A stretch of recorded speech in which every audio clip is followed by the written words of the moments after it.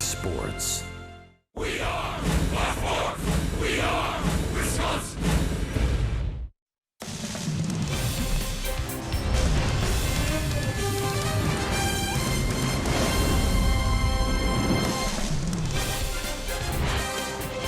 This Brewers Cardinals series is brought to you by Toyota. Let's go places.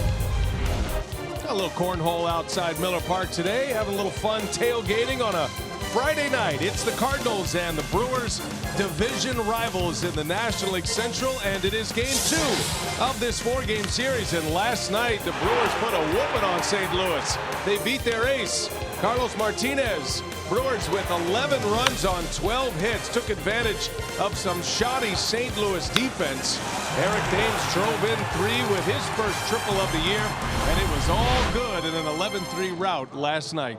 Hi, everybody. We welcome you to Miller Park. Great to have you with us. I'm Brian Anderson, along with Bill Schroeder. Sophia Minard is our reporter. We'll hear from her in just a moment. Well, Rock, Jesus Aguilar is now starting to become a real force in this Brewers lineup, and the weapons that Craig Counsell has each and every night is starting to grow, because who could have seen what Aguilar has been able to produce here in the last couple of seasons? Yeah, a couple of years ago, he was buried in a Cleveland Indians organization with no chance to get to the big leagues. Well, he kept working. He had a good attitude. He came over to the Brewers as a non-roster guy. Best pinch hitter the Counsell had last year, and this year he has figured out how to stay ready. Didn't get a whole lot of playing time early in the season, but once he did, injuries, production, he's been able to stay in that lineup. You can see what he's been able to do since April 19th. That's the demarcation point when he started to get a lot of playing time. Look where he ranks in the National League. Outstanding work by Jesus Aguilar. There's a lot of guys in and out of that lineup right now, but Aguilar is one of the big constants in this batting order, and he remains very productive. Third best in the National League hitting with 2 strikes. That may be the most impressive stat of all for a big slugger like Aguilar. Well, he is a big topic of conversation today. Let's bring in our reporter Sophia Minard with more on the big man they know as Zeus around here. Thanks, BA, and you're right. Craig Counsell said that over the course of a season, he said you need players like Jesus Aguilar who are pleasant surprises, and he said certainly going back to last year that was the case, but he has turned it up even a bigger notch this year, and especially what he's done over his last 4 games. He now has multiple RBI games in each of his last 4 starts, and the numbers for him over that stretch are impressive. A .444 average for him and a couple home runs in there as well. So here's what manager Craig Counsell had to say about how Aguilar has developed as such a consistent hitter for him in the middle of this lineup. His development this year has really just been kind of knowledge of the major league at bat a little bit, and he's got skills to kind of grow as a hitter, because he's got contact skills. He's got all areas of the field in play. He's got power to all areas of the field. I do think he knows himself very well as a hitter, so he's got a lot of tools to kind of go to. Well, Jesus Aguilar looks to continue swinging a hot bat. Junior Guerra will take the mound, getting ready for his 3rd start of the season against the Cardinals. The earned run average is under 3. Brian Anderson will take a look at why Guerra has been so effective for the Crew.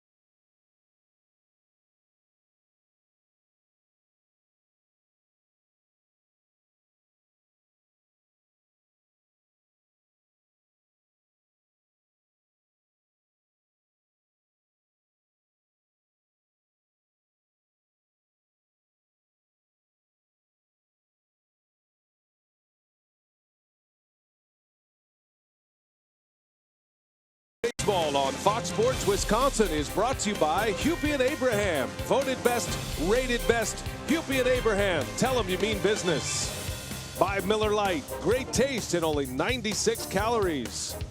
And by Menards, save big money at Menards on all your home improvement needs. Making our way towards first pitch tonight at Miller Park, and our pitching matchup, it is the 22-year-old Jack Flaherty on the mound for the Cardinals. He has been their stopper in the starting rotation, coming off a win his last time out. Flaherty beat the Chicago Cubs. And on the mound for the Brew Crew here tonight, it is the split finger specialist, Junior Guerra. We're ready for game 2. It's the Brewers and the Cardinals from beautiful Miller Park on a Friday night.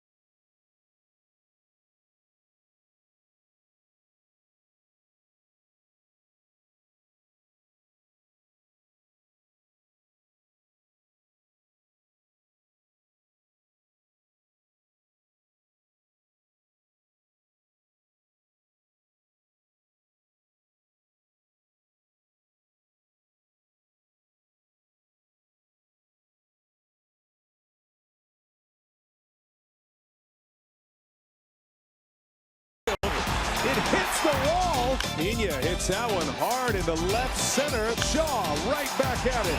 RBI double. Pena in the air to left center field. And there she goes. High drive. Got a chance. It is off the glove of Pham. Good night last night. Great way to get the homestand started. The Brewers beat the Cardinals last night. They have a 1-game lead in the National League Central and the most wins of any National League team entering play tonight. The roof is all closed up on a cool June night in Milwaukee. Former Brewer catcher Mike Matheny heading up the Cardinals, and they are a struggling ball club right now. The Cardinals 3 games over 500, now 5.5 back of the Brew Crew. Let's check that starting lineup for Matheny and the Redbirds tonight. It is brought to you by Potawatomi. Matt Carpenter will lead off again, then Tommy Pham, Jose Martinez. In the middle goes Ozuna, Molina, and Fowler. Dexter Fowler gets the start tonight. Jairo Munoz, Colton Wong, and Jack Flaherty will round out the starting batting order for the St. Louis Cardinals, and that's a lineup that Junior Guerra will face, partner. Yeah, Junior needs a win. His last win came back on May 14th at Arizona, but he's pitched extremely well in that time. I mean, he's lost 2 straight, including his last time out against the Phillies. Matt Carpenter hit the first pitch of the ball game out of the park last night, and the first one today from Guerra is a fastball in there for strike 1, and away we go. Yeah, Junior making his 7th career start against the Cardinals. He's 2-2. Pretty good. 387 earned run average against the Redbirds. 2 starts this year, only the 1 earned run and 11+ innings. Guerra has been terrific. He and Brent Suter are the 2 that filled the void with injuries in the starting rotation.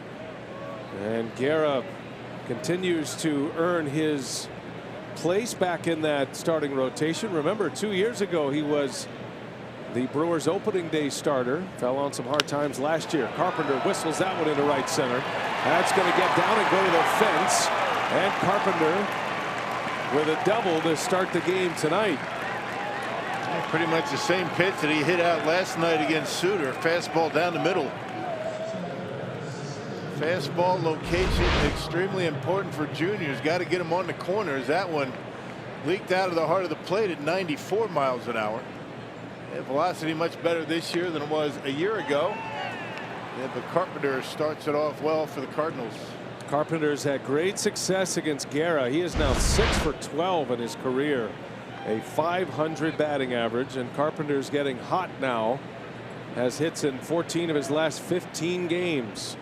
He's at second. Here is Tommy Pham. And a strike in there.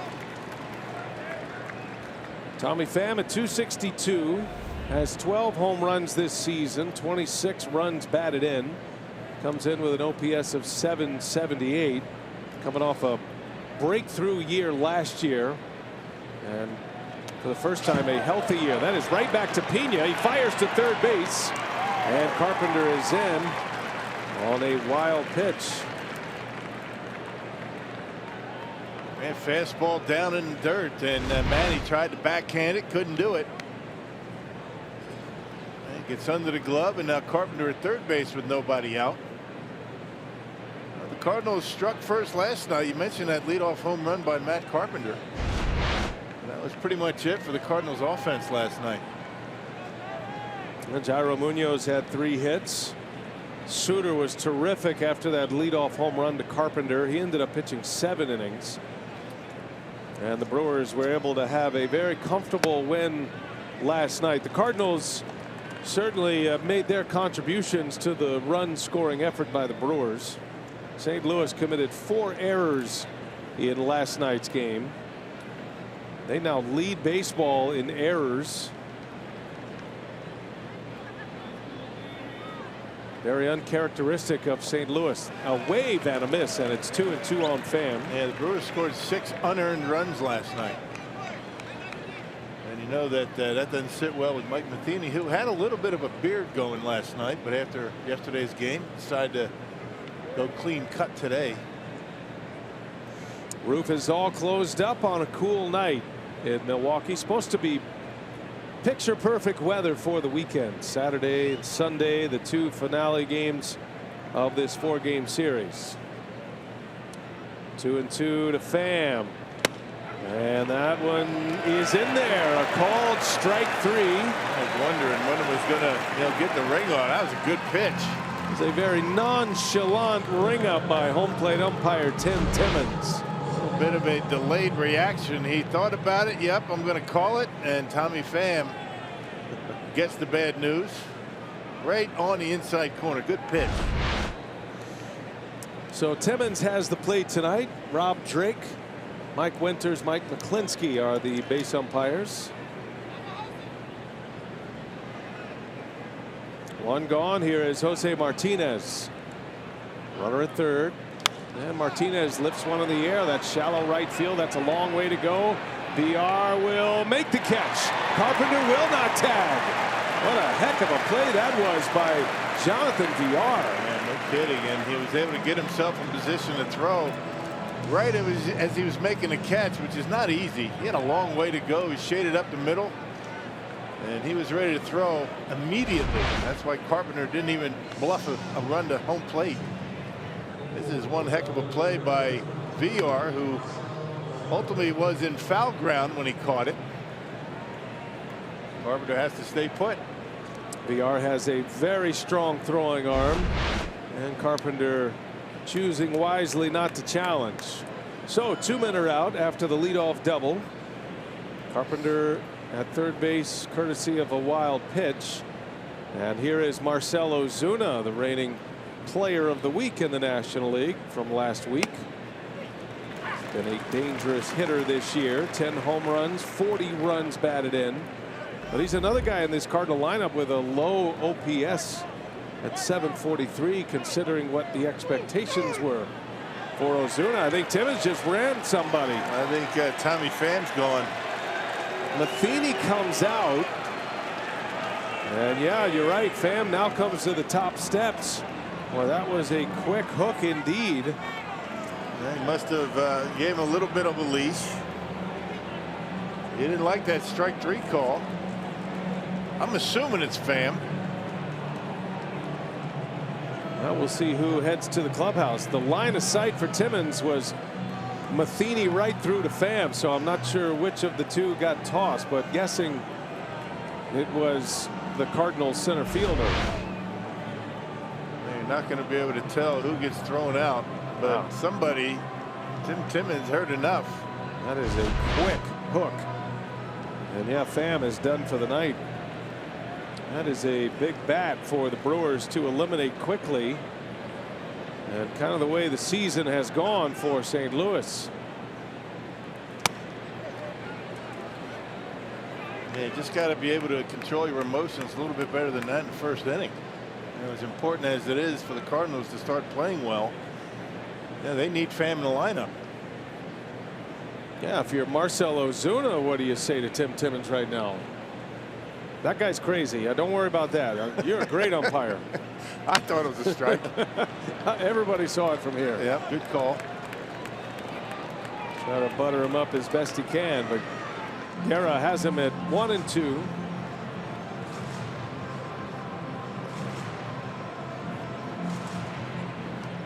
Ozuna put up monster numbers last year. He and Yelich and Giancarlo Stanton all traded away from the Miami Marlins. Quite the outfield last year with the Marlins, all playing for new teams. Yeah, nice block by Manny, saving a run. I'll tell you what happened there. Tommy Pham got run up. He went into the dugout, went up into the clubhouse and saw the pitch, and then came back and then started to bark at the home plate umpire. I guarantee that's what happened. Saw that it might have been a little off the edge. Oh, he'll have plenty of clubhouse time now. Yeah, he had a beef at the plate. Certainly was a little off the edge. It looked like it was a bit of a late call as well, but it is the first inning. 2-2 the count. Carpenter at third. Ozuna takes a ball. This is the pitch in question for Tommy Pham.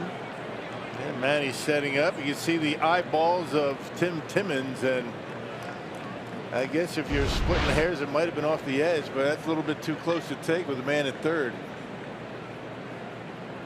Full count to Ozuna. And he had him out in front. Guerra got him on a splitter and a pop up into left field, and Arcia. Whoa, Arcia got a little lost for a minute and ends up making the catch. That was a little harder than it should have been. Inning is over though. Cardinals come up empty.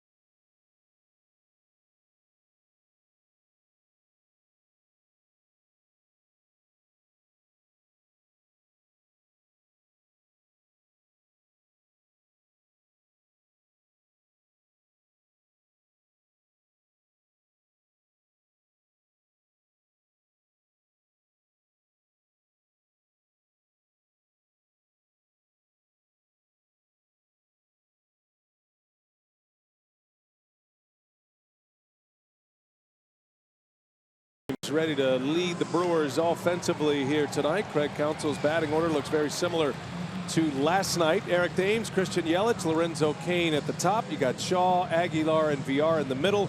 And then some of the changes. Pena moves up to 7th. Arcia gets the start tonight, and then Guerra rounding out the starting 9. And with Tommy Pham getting ejected, Rock, Harrison Bader will enter the game here in the bottom of the first inning in center field. Yeah, big loss for the Cardinals. Pham, pretty good player. Now, the defense for the Cardinals has been shaky all season long. They're tied with the most in the big leagues with the Rangers. They got 61 of them. Ozuna, Bader, Fowler. Then you got Carpenter, Munoz, Wong, and Martinez. Colton Wong at second. He did not start in yesterday's game. And Yadier Molina behind home plate. Flaherty ready to go. He's been excellent for St. Louis this year.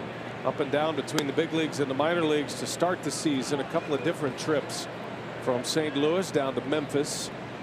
He has been able to stick since mid-May, making his 10th big league start of the year. He's riding an ERA of 2.66, and they are calling him right now their stopper in the starting rotation. He's been the guy to end some losing streaks for the Cardinals. He's won 3 of his last 4 decisions. He made his first start of the year right here at Miller Park on April 3rd. He had 9 strikeouts, and one of his better performances strikeout wise. They got sent down the next day. Cardinals sent him down to the minor leagues, and he's back, and he's been throwing well. He has bested that strikeout mark since then against the Phillies on May 20th. He struck out 13 in 7 2/3. That's his best game as a big leaguer. Thames pulls one foul. Cardinals are banged up in their rotation, so they deliver a bunch of right-handers against the Brewers in this series, which means Eric Thames continues to find his name in the lineup and back in that leadoff spot. 2-2 the count on Thames. Got a good cut at it, fouls it back. Yeah, and Flaherty's got a pretty good 2-seamer, 4-seamer, slider. Really good slider his first time out against Milwaukee right here. They had those 9 strikeouts, a lot of them coming on that pitch.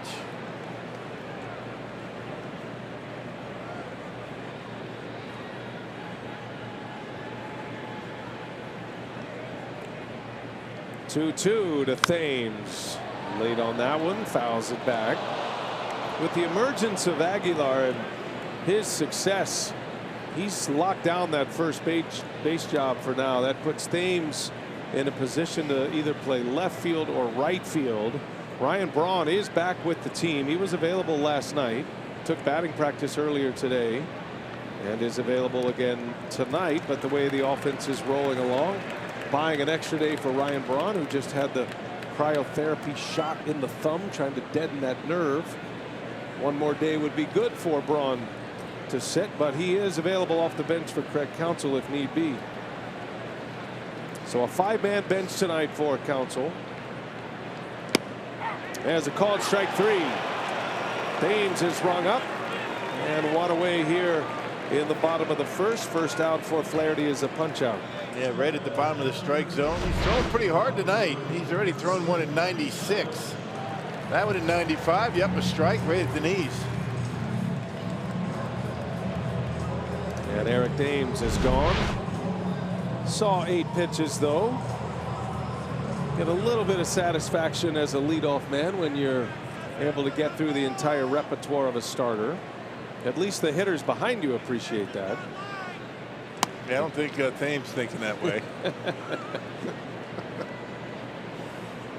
Here is Christian Yelich. Had a hit last night. Yelich was 1 for 4. The Brewers banged out 12 hits last night, scoring 11 runs. Thames was the big RBI man. He drove in 3. All of those came with 1 swing of the bat. Had a 3 RBI triple. Shaw and Aguilar both drove in 2 apiece. And maybe most importantly, with the way last night's game evolved, was the fact Craig Counsell was able to buy another day from his A relievers, guys like Knebel as closer, Jeremy Jeffress, Josh Hader, Figure those guys are going to be prominent tonight. Yeah, they're raring to go. You know they are.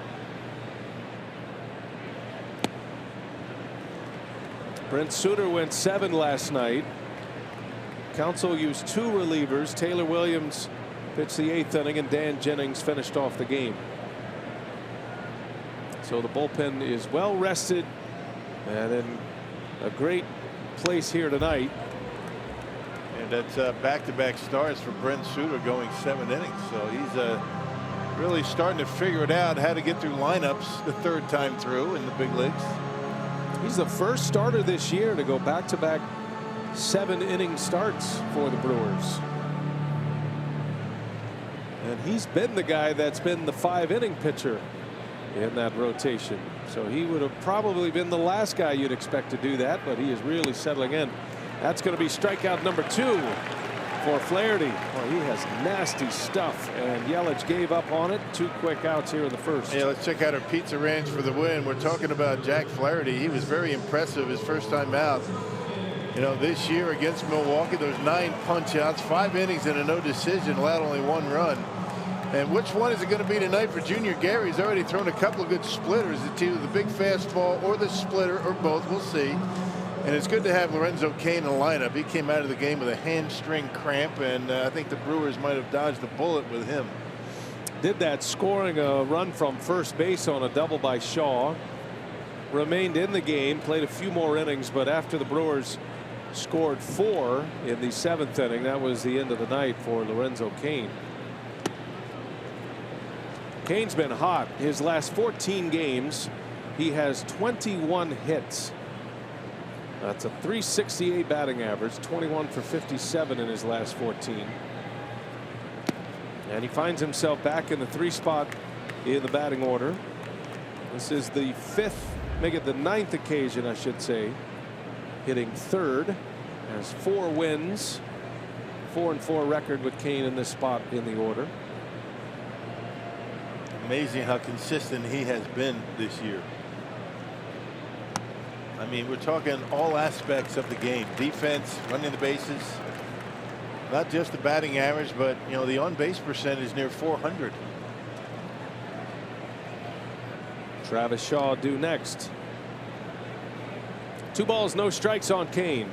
Shows bunt and takes a ball. Beg your pardon, that was a 3-0 pitch, and Cain draws the walk. And the Brewers have their first base runner here in the 1st inning. And Flaherty didn't walk many. He's only walked 14 coming into tonight's game. More strikeouts in innings pitched, 55 of them. And before this game, in 50 2/3 innings. So good strikeout to walk ratio for Flaherty. Well, something's got Flaherty upset as well. He was barking after that last pitch. 22-year-old right-hander, California native, facing Travis Shaw. Shaw still dealing with a right wrist injury. Said it's not enough to put him on the disabled list. He can play through it, and had a couple of hits last night. That always helps. You start taking a few offers, then you start, yeah, you know, my wrist maybe hurts more than I thought it did. Yeah, I don't know. I need some time. And not him though. I mean, he's something else.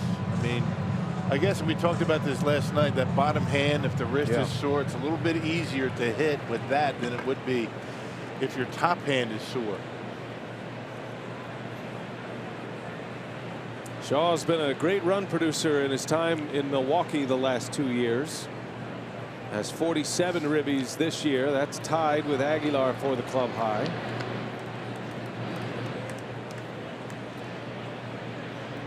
Shaw with a breakout season last season. Red Sox didn't feel he was an everyday player. They also had Rafael Devers coming, a young prospect 3rd baseman. So the Brewers were able to acquire Shaw and 3 others for Tyler Thornburg, a reliever.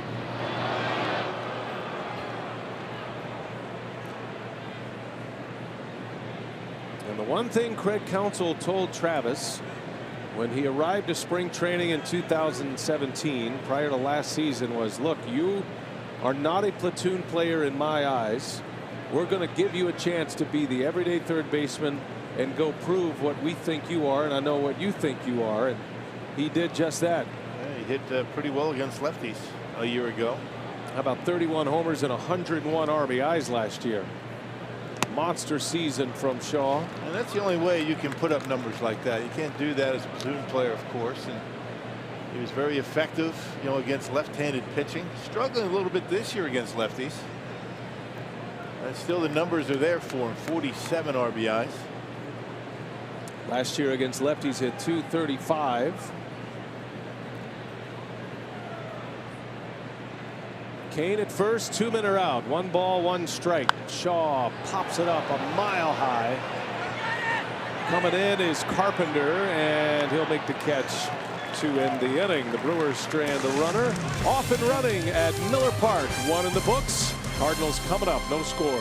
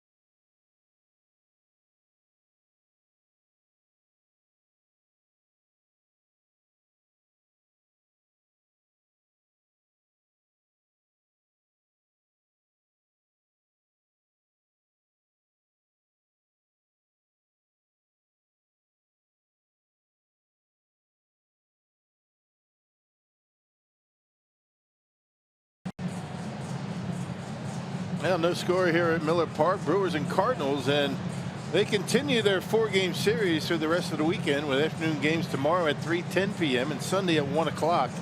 Great seats remain for both games, and you can secure your tickets by visiting Brewers.com. Hope you'll make plans to be with us this weekend. If you don't have tickets, they are going fast, expecting sellouts, but there are still seats available.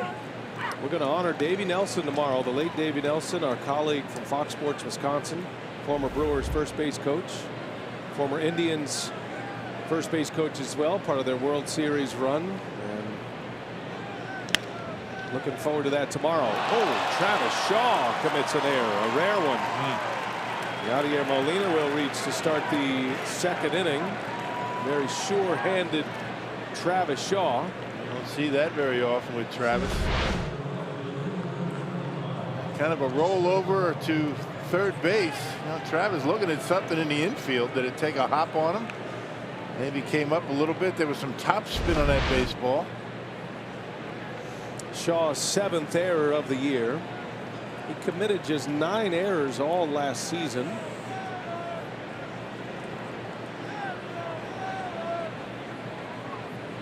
Base runner on for Dexter Fowler, getting his first start of the series. Where has Dexter Fowler gone is the question the Cardinals would love to answer. Yeah, 165 batting average, not getting on base.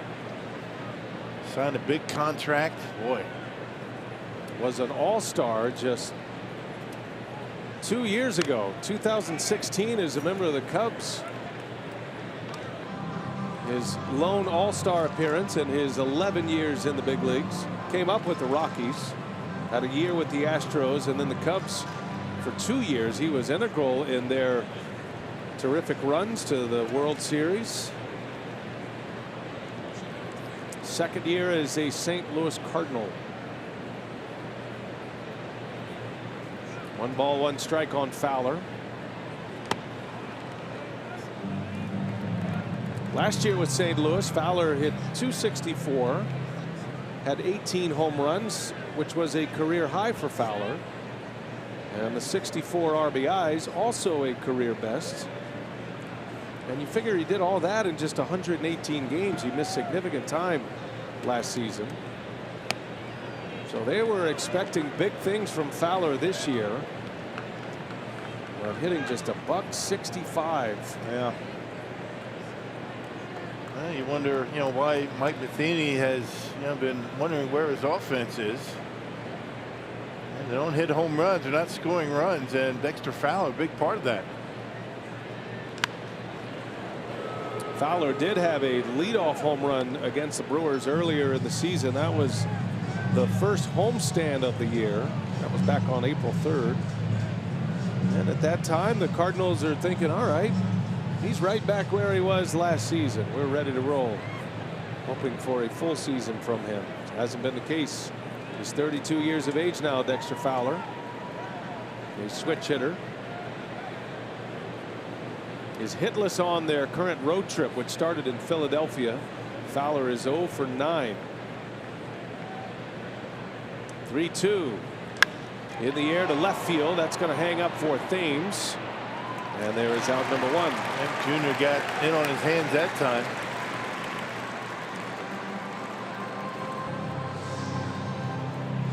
Well, came back from 3-1. It's been fastballs, and he's been effective inside. You see Fowler trying to get the bat head out, got jammed, and an easy fly out to left.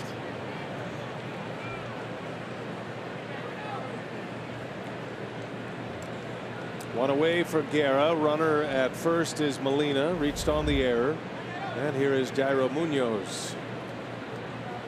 He was a bright spot in the Cardinal lineup yesterday. 3 hits, 2 runs batted in, had 2 RBI base hits in last night's game.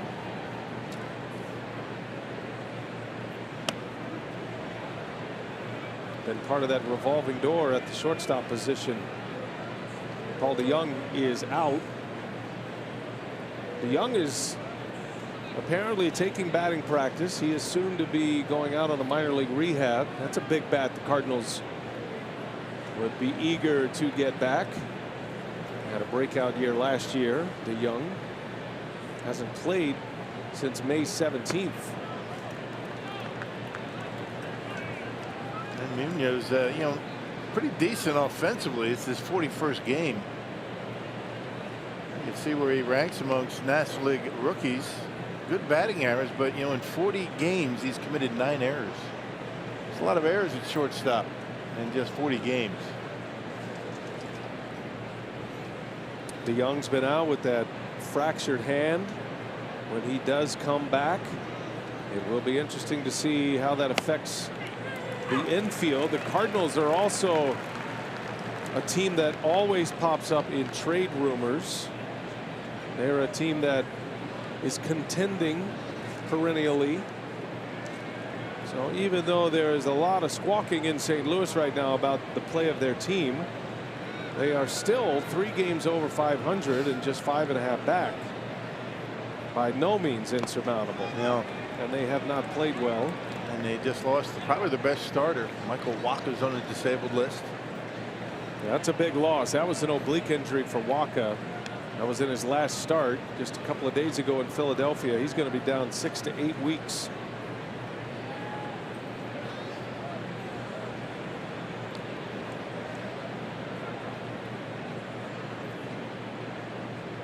Three balls and a strike on Munoz.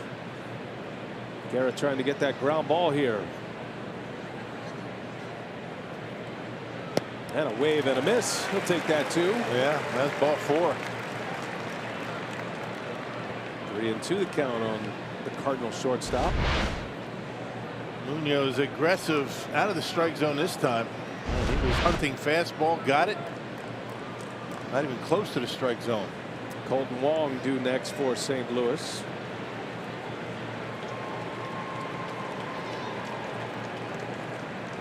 Cardinals had a leadoff double in the first, left Carpenter stranded at third.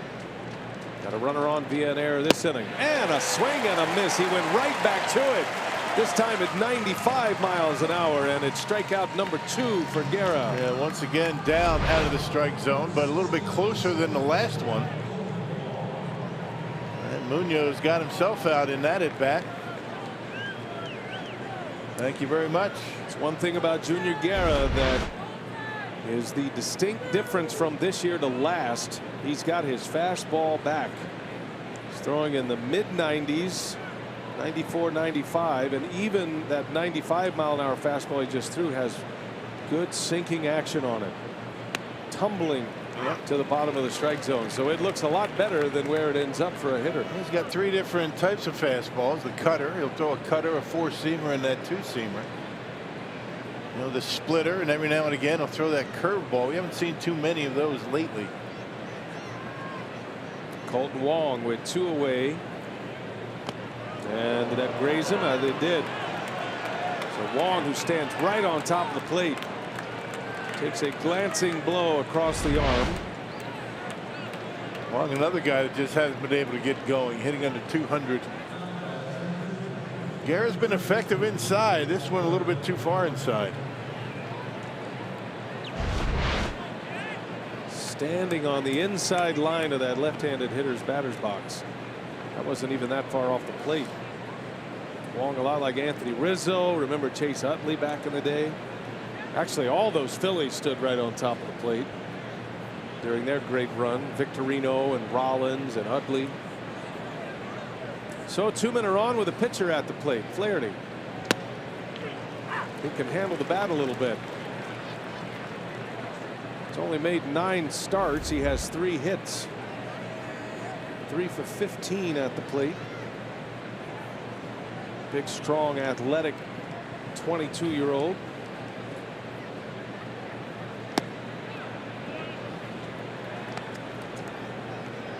Junior throwing a lot of pitches early on here. Fighting his control a little bit. Has 2 strikeouts. And the hit batter. 2-1.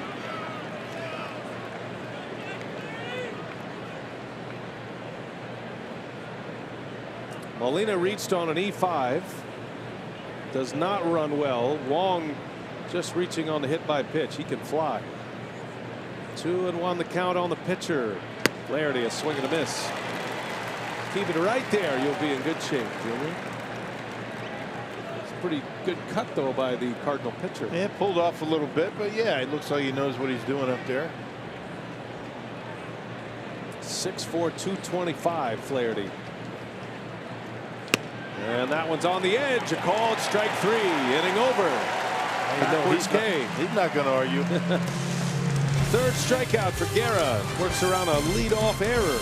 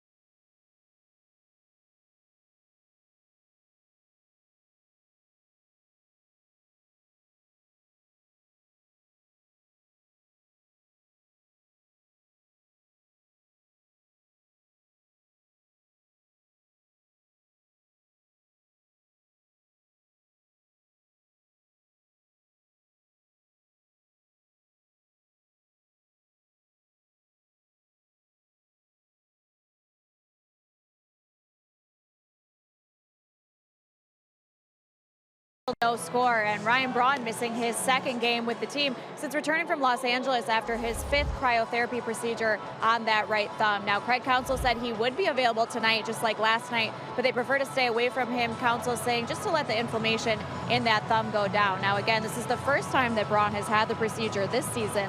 The last time he had it was spring training of last year, the 5th time he's had this procedure overall. And we know that with this procedure, each time you get it, the recovery time is expected to be shorter, and you're hopeful that the duration of the effectiveness is longer. So it's a good sign that Braun has been able to go this far without having the procedure done since last year. And again, they'll just wait for that inflammation to go down and hopeful to get him back into the lineup soon. All right, Sophia, thank you. And it makes that decision a lot easier when you're getting great production from hitters like Thames and Aguilar. Aguilar set to lead off this second inning. What a roll he is on right now. Well, it's amazing how fast the narrative changes. It happens every year, though, when you start in spring training. Aguilar really doesn't have a spot. He's going to make the team, but he's going to be used as a pinch hitter. That was the idea coming out of spring training. And that's why he didn't have a home run or an RBI until April 19th. And since that time, Rock, he's been great. And the amazing thing about Aguilar, even during that time he wasn't playing, he was able to keep himself ready, stay sharp, just waiting for his opportunity, to get some playing time, just like he did with the Cleveland Indians. Hits one hard. It's played by Munoz. Nice pickup by the Cardinal shortstop that time. And put up some monster numbers with the Indians down in the minor leagues and didn't get any opportunity.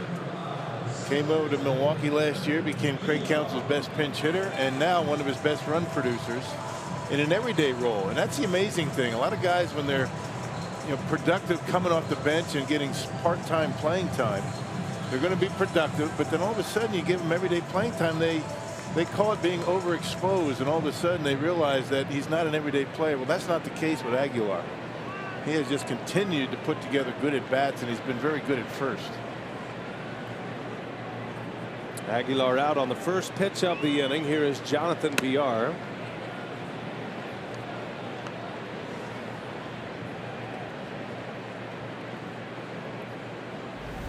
Villar, the switch hitter.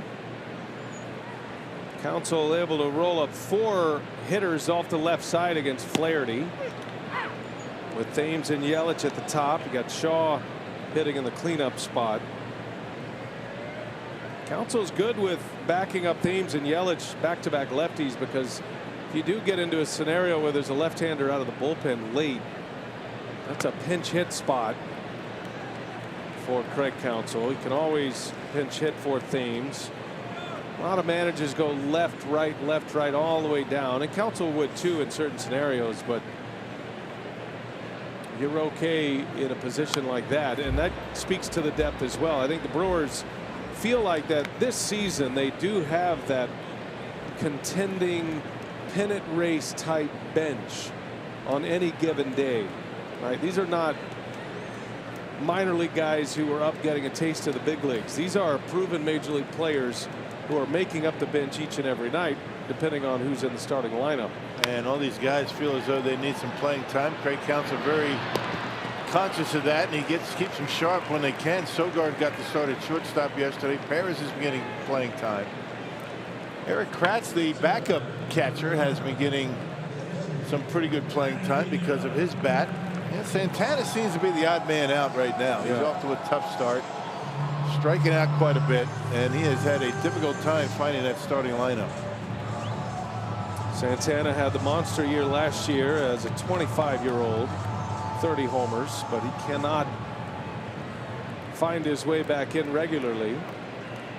The additions of Kane and Yelich certainly didn't do him any favors, but Brewers still believe in Santana. And Craig Counsell is adamant about the fact there will be a moment this year when Santana is going to be key for us. There will be a stretch of time.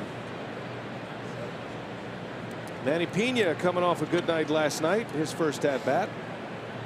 Bats with 2 outs in the second. Pena had 2 hits last night, had a double, and he hit his 5th home run of the year, and it was his first home run since May 11th. Starting to feel it now. I mean, Pena's putting together much better at bats, And balance is a lot better. I was talking to Donnell Coles about him, the Brewers hitting coach, about him before the game, and he says he's starting to figure it out. His swing is more consistent, and the numbers are going to start popping up. He's always been very good against the Cardinals. This year alone, .357 batting average with a couple of homers.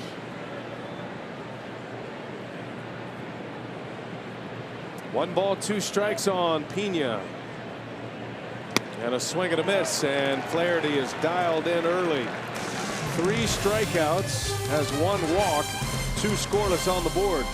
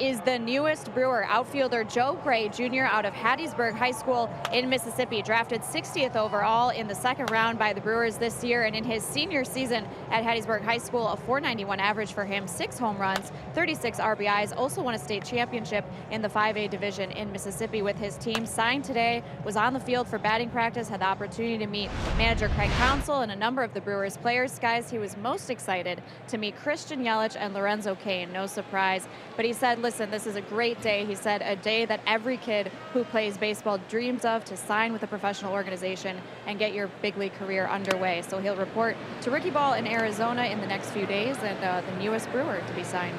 All right, Sophia, thanks. Good to see the young man out here. His swing looks really good. The first swing he took, he swung and missed. Well, first big league batting practice, and all those major leaguers standing around him, and he swung and missed. A little pressure. And then after that, he was awesome. He was hitting, and I like the way he was spraying the ball. He's got a beautiful stroke.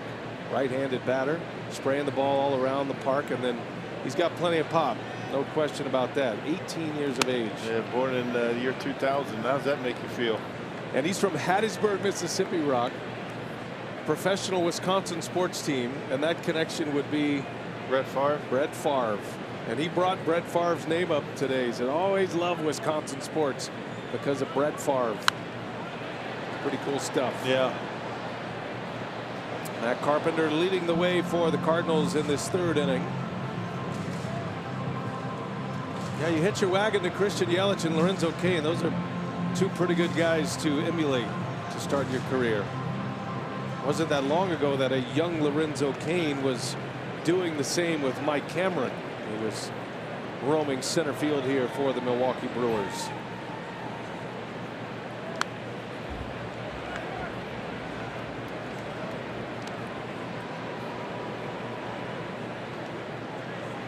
Pay it forward. That's what Lorenzo Cain's all about.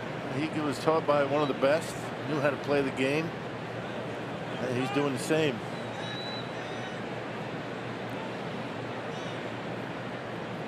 Yelich coming up in that Marlins system. 2-2 to Matt Carpenter. He doubled his first time up. It's been the lone hit of the game. Guerra has 3 Ks. Runner reached on an error. Molina. Wong was hit by a pitch.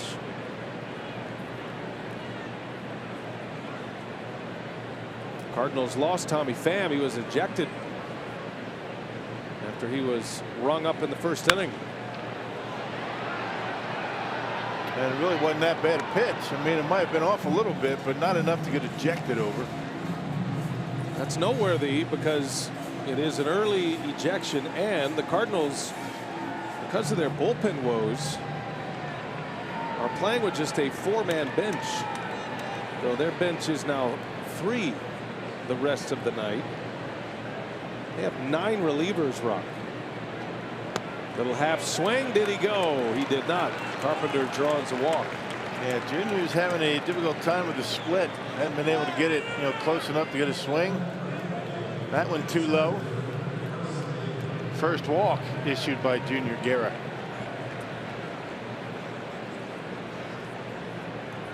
So it'll be the first at bat for Harrison Bader. Entered the game in center field in the bottom of the first. That ejection by Pham, he went back to the dugout, or maybe even into the clubhouse.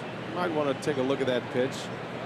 Players have easy access to the video of every pitch and every at bat. And then after a couple of pitches to the next hitter, actually it was 2 hitters later, he came out and yelled at the home plate umpire, and whatever he said, it was a quick trigger by Tim Timmons, who threw him out. So Bader in his first at bat of the night here in the 3rd inning.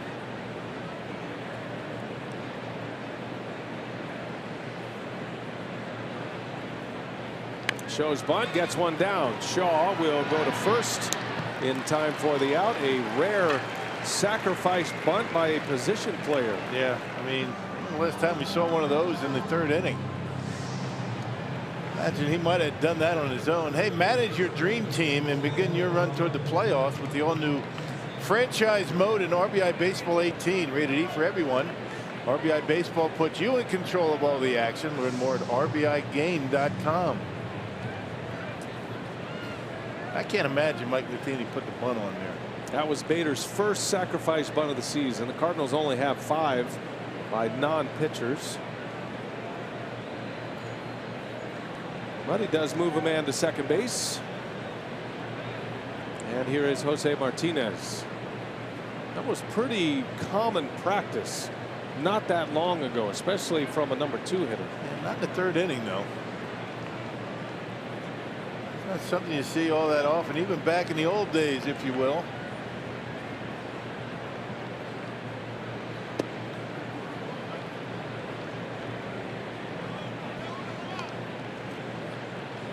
The advanced analytics has, in a lot of lineups, the team's best hitter batting second. Try to maximize the at-bats and the runners on base. Cardinals with a runner at second. Once again, each of the first 3 innings they've had a man in scoring position. Good movement on that pitch. Got Martinez over the top of it.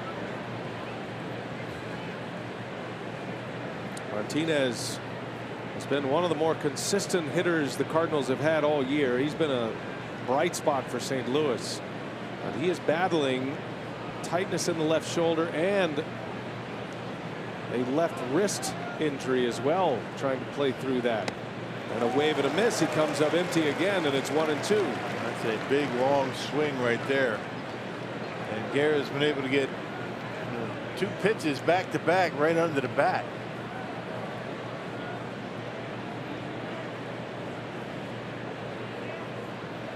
This is the Cardinals version of Jesus Aguilar.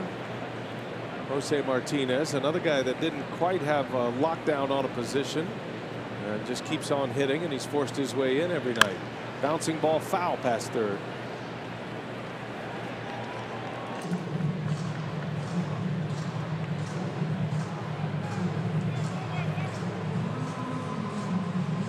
Last series of the year in Milwaukee for the St. Louis Cardinals in the regular season. That's hard to believe. Well, Their 3rd trip here this season.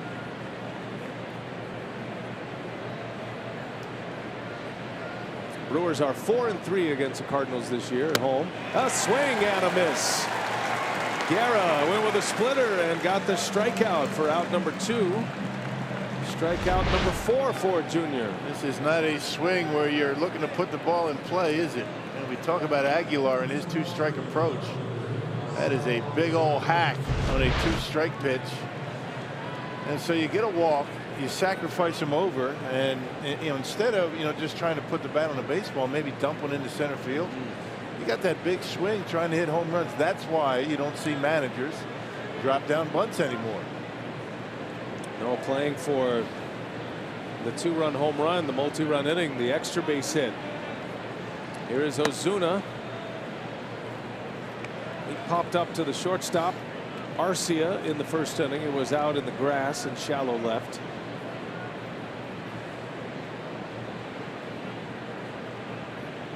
Ozuna has been an all-star the last 2 years playing for the Marlins. Remember, we would go through Miami, and once it got settled with Stanton and Yelich and Ozuna, and you go in there and you're thinking, this is the best outfield in the big leagues. Right. This potentially Gold Glove outfielder in Yelich at the time, and the firepower that the 3 of them had, especially Stanton and Ozuna. And then you had Yelich hitting for a high average and high on base. And they're all gone. They're all elsewhere now. Yeah.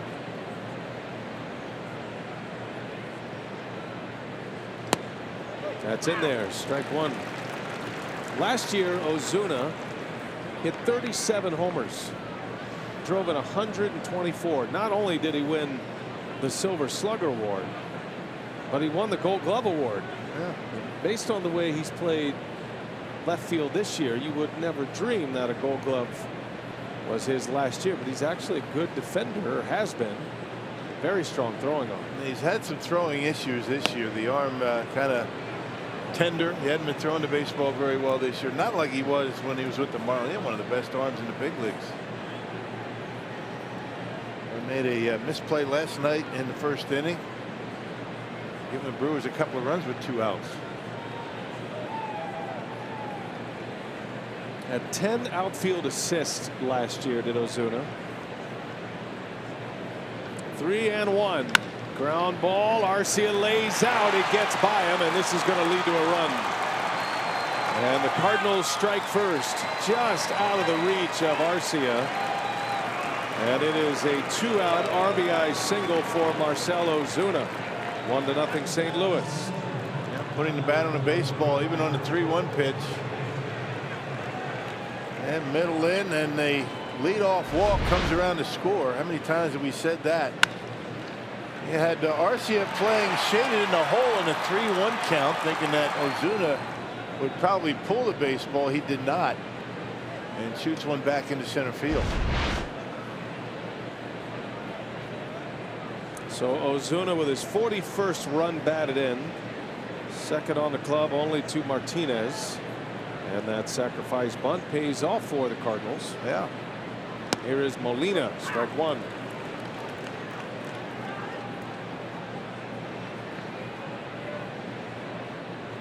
It could start a new trend all across baseball. Imagine that. It's a copycat league. Get them on, get them over, get them in. Something brand new, a whole generation's never heard of. Yeah, they call it ABC baseball. Yep. They say every style comes back. I'm hoping. I got a closet full of stuff. Baseball stuff, figuratively, and literal clothing. Right. Half of your closet older than Sophia. Mine too, actually.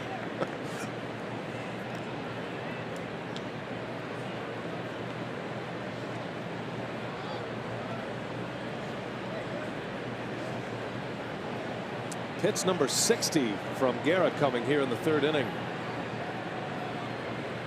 Cardinals had an early lead last night. They scored in the 1st inning last night on the 1st pitch, actually. Molina, ground ball. Shaw scoops this one. Wow, that was an all or nothing play. Shaw with a nice hands. Molina's out. Inning is over, but St. Louis is on the board on an Ozuna RBI ground out.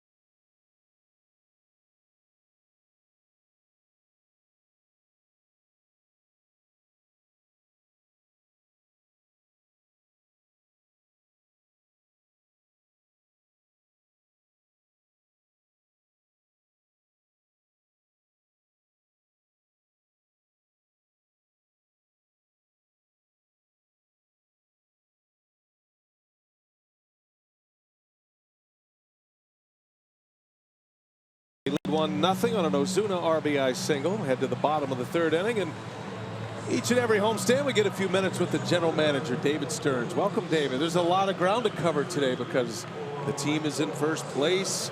You're moving into that trade deadline area where you're doing a lot of work with your staff. But before we go through all of that, let's talk about the draft. Yep. And your thoughts on the draft and where some of your signings or your potential signings are coming from right now.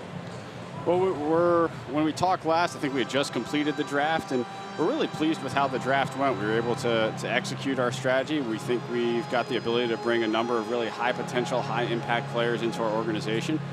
We've signed the vast majority of our top 10 rounds and our top 10 round picks, and we got to see Joe Gray here today, our second rounder. Very pleased to bring him into the organization. He's a really talented, young, athletic outfielder from Mississippi. He'll go and play in our Arizona Rookie League, and we're happy to be able to get him signed and get him going. And your what's the word on the #1 pick? I mean, progress in that arena. Yeah, we'll see on Bryce Terang. He's our #1 pick. He's a shortstop out of Southern California. We were very pleased to be able to pick him. Certainly hope that we're going to be able to reach an agreement with him and bring him into the organization. Bryce has a strong commitment to LSU, and we knew that when we selected him. We understand how these negotiations go, and sometimes it takes some time, and ultimately Bryce and his family will make the decision that's best for them. Yeah, and in the meantime, you have some good things happening here on the field here at Miller Park. I mean, your team is really playing well, starting to get some really good balance. But I think that the one thing that's been most impressive for me has been the defense. I mean, the change in the defense from the first 2.5 weeks to now has been incredible. We had a little bit of a Murphy's Law defensive performance for those first couple of weeks. We had some errors, and not only did we have errors, frankly, we had some mistimed errors. And when you have those mistimed errors that sometimes lead to runs, we remember them a lot, and they certainly stuck in all of our minds. But the defense since that first stretch has been outstanding. It's been one of the strengths of our club. It's certainly something we're proud of, something we emphasize on a daily basis, and it's helped us win ball games. We talked at the outset of our broadcast about Jesus Aguilar, and he was our headliner tonight as we hit the air preparing for this game 2. And you and I were on the field before the game having a chat about him as well. But this is a guy, and maybe you could take us back because we know what he's been in a Brewers uniform, but you had a sense and saw him, scouted him, had him as a target while he was in AAA with the Indians. So what was it about Aguilar that made you want to go acquire him 2 seasons ago? One of your first deals that you did. Yeah, he was a waiver claim that we managed to claim from the Indians during the offseason after, I believe it was between 2016 and 2017. And he was a guy who really just ran out of space with the Indians. He had a productive minor league career, had never really been able to get that foothold at the major league level. They went out, they signed Edwin Encarnacion, and he was really out of a spot. He was also out of options at that point, so they really had no choice but to put him on waivers. We were fortunate enough that we were able to claim him, and really he's done the rest. He came to spring training with us that year, maybe without a clear path to a roster spot, and he left us no choice but to put him on the roster. And he's left us no choice now but to play him regularly. And he deserves a ton of credit for that. Our coaching staff has done great work with him as well. And it's fun for all of us to watch. And it's great to see that two-strike approach. You don't see that a lot in baseball these days. One of the best two-strike hitters in the National League this year. You certainly don't see it from guys with that impact bat and that power potential. And that's what Jesus does. And he's managed to be a really nice blend of a guy who can drive the ball out of the ballpark and put the ball in play with 2 strikes. Visiting with David Stearns, the Brewers general manager. Always try to catch up with David as we go through a homestand. So obviously we are, what, 30-something days until trade deadline. You probably have the exact number, but when you're preparing for potential trading and to add to a ball club, I mean, where do you sit right now philosophically as an organization? Talk us through your scouts. What's the marching orders for all your people in your department? Well, step one is assessing what we think we are as a team. And we think we're a very competitive team. We've now proven that for almost a year and a half. This is a team that can compete for this division championship, for this division title. We firmly believe that. And to the extent we can supplement this group, we're going to try to do that. There are a variety of different ways we can do that. We can do that through some internal means as guys get healthy, call guys up from the minor leagues. We've already seen a guy like Freddie Peralta come and really impact this team. And obviously what gets attention this time of year is the external acquisitions. And we'll certainly be in play for any player that we think can help us. It's probably a little bit too early in the trade season to really handicap what that could look like for us. But discussions begin about now, and they'll take place from now until the end of July. And then, as we saw last year, you can still make deals in August. We acquired Neil Walker in August last year, so it never really ends, and we'll continue to try to improve the team. Everybody, even in the offseason was as the inning ends. And Thames throws his helmet, barking at the strike call prior to the swing and miss. And I think Timmons is throwing a little equipment violation on him right here. So with that, David, 1, 2, 3 inning. Thank you for being with us. Good luck. We'll catch up next homestand. Appreciate it, guys. I'll ask you that question next time. That sounds good. Save it. All right, David Stearns has been our guest. Flaherty goes right through the Brewers' order, strikes out 3 in a row in the 3rd.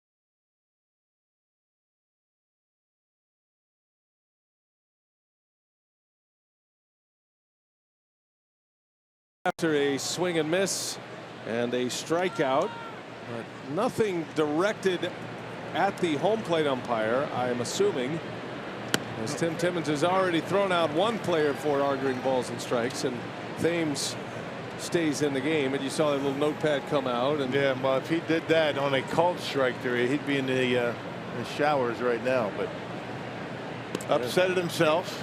Thames did not like the called strike 2, the previous strike 2. That was the strike 3, and yeah, one little peer back. Thought he might get tossed right there. I'll tell you, Tip Timmons, I mean, I'll tell you the way, Thames snapped at him right there. He's lucky he's in this game. Well, remember, Thames was called out on strikes, backwards K in the first inning. I agree with you. That's 6 strikeouts already for Flaherty. Flaherty had 9 Ks against the Brewers earlier this season. It's been a strikeout machine. Here is Fowler, and a swing and a ground ball with a shift on. VR is there, and there is out number 1.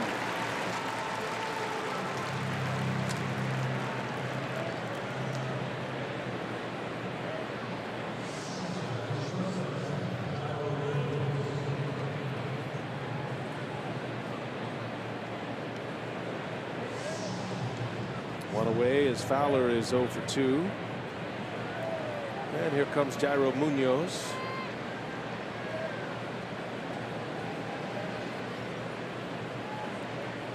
Guerra needs a quick, clean inning. High pitch count for working in the 4th. Marcell Ozuna got him on a 2-out RBI single in the 3rd. Drove in Carpenter. Just to let everybody know, I was going to ask David about how impressed he was with the starting pitching, and he said he is very impressed. He answered it afterwards. So there you go. He likes what he's seeing. You can quote him. Appreciate David coming up. He's always up here in the fastest of innings. Yeah, it would seem. So much to cover with him. He's good about it. He said, have a chance to help the ball club. We have the pieces necessary to go do that. Where they will try to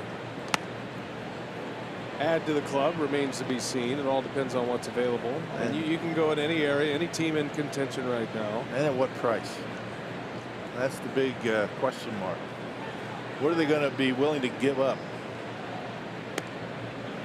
And even if you get one of those guys, one of those named pitchers, who's to say they're going to be productive for you, right? Well, Sonny Gray is a perfect example. He was the hot name last year, and Sonny Gray ended up with the Yankees. A lot of people had him coming here to Milwaukee.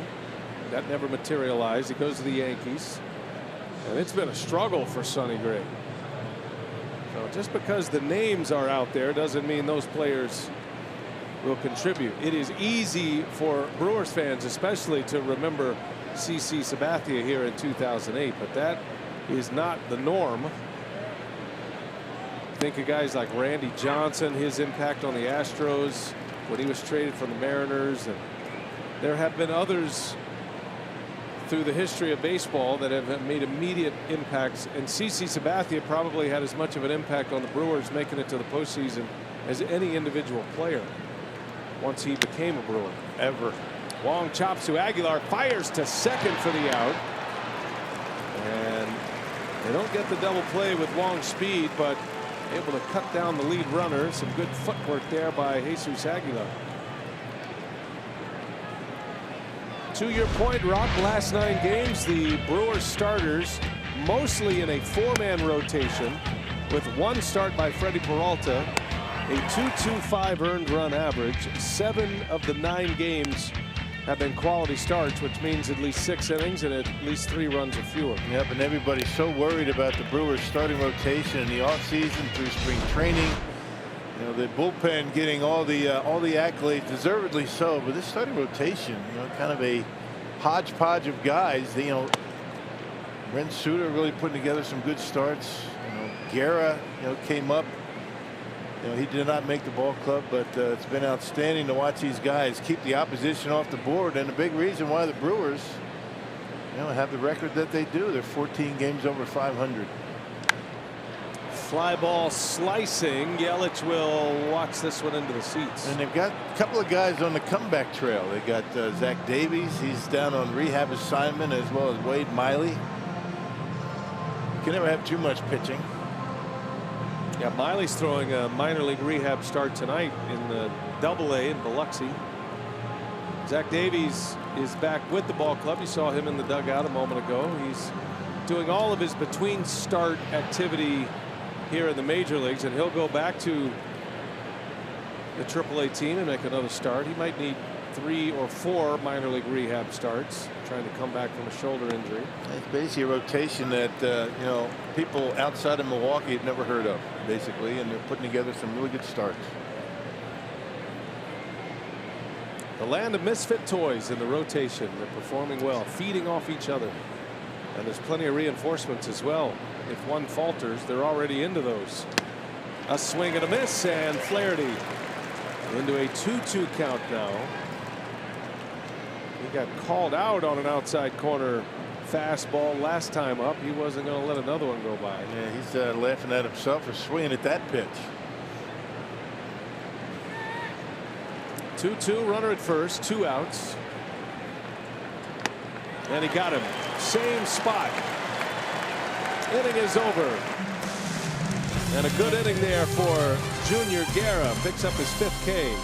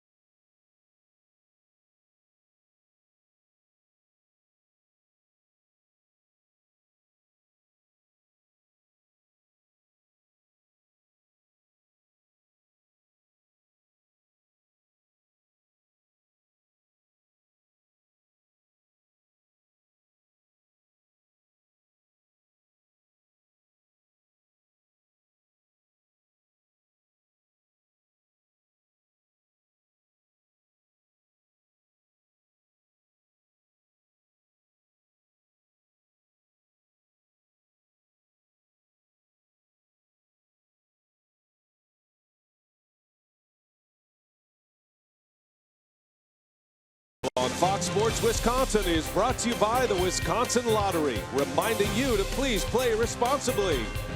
By Ascension, coming together to give healthcare a better name. We are Ascension. And by Wisconsin Dells, the water park capital of the world. The young Perez, the internet sensation, Christopher Perez, Hernan's son. Behind the back. He's mastered the bat flip. Now he's got the behind the back. This kid he owns Miller Park, by the way. I saw him out on the scooter today going through the tunnels in the service level. Got his uni on. And it's great that the organization allows the kids to come out early before a lot of the real activity starts out on the field to hang out with dad on the field. And these guys are away from their families a lot. They have fun out there. He's a good looking little player too. He's got a great feel. He's going to be a stud. Christopher Perez, son of Hernan. Hernan's a father of 2. He's a great dad. He spends a lot of time with his kids, and nice to see them all connected here at the ballpark. Here we go to the bottom of the 4th, and the Brewers trying to solve the riddle here of Flaherty. A jam shot pop up by Yelich. Back out in the grass, Munoz for the first out. 1 pitch and 1 out.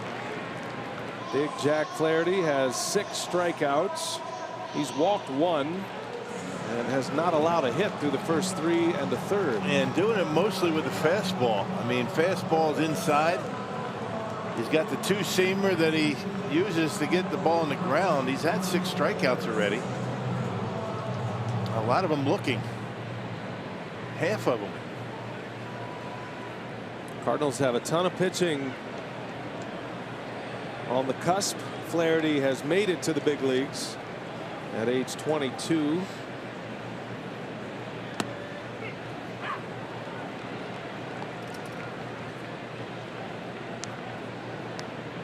Tenth start in the big leagues this year. Flaherty also had 9 starts in AAA. He was 4-1 in AAA in 5 starts. 2.27 earned run average. Did not give up much. Ouch. Kane is drilled on the elbow. Left last night's game with a hamstring cramp, and tonight gets smoked on the lead arm. Yeah, two-seamer. We were talking about that two-seam fastball. That thing just kept getting further and further inside and clipped him. Athletic trainer Dan Wright is out with the manager, Craig Counsell.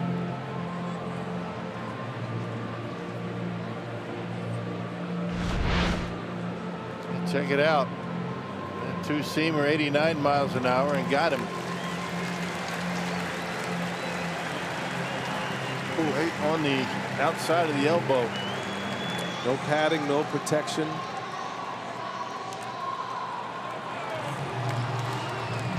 You're just hoping it gets enough muscle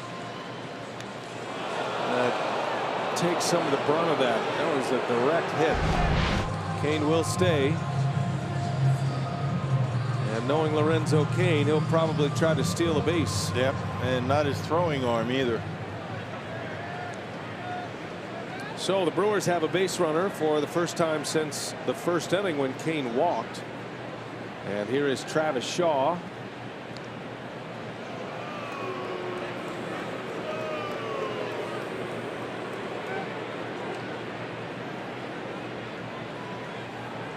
Remember when Lorenzo Kane walked his first time up, Flaherty was noticeably upset about something. Yeah.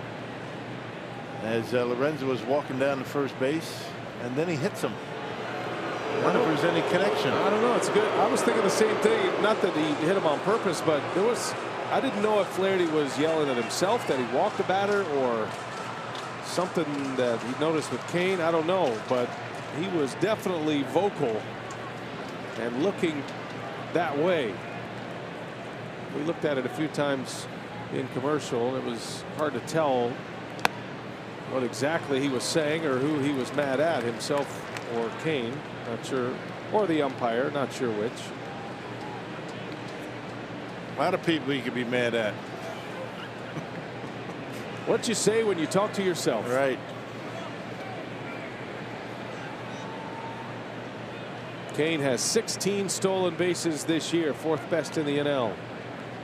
And he starts, stops, and the pitch comes down and in, and now Molina lost it. Wow, that was a mess. The whole thing was a mess. Yeah, that was. You know, Lorenzo started. He went back to first. Flaherty went to home. Shaw gave up on it. Molina missed the ball. It was a live pitch and a ball on Shaw. And hit the umpire twice. Seen some crazy stuff here the last 2 nights.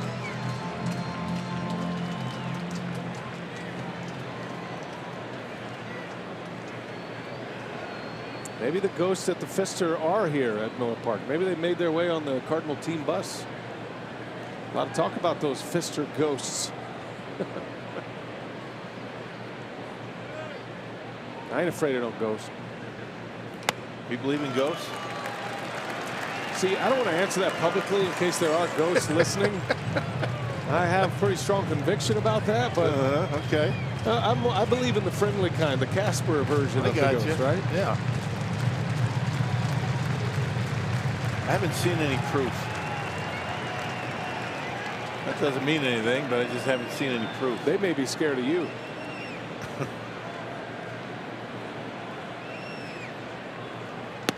Shaw takes a breaking ball for a strike.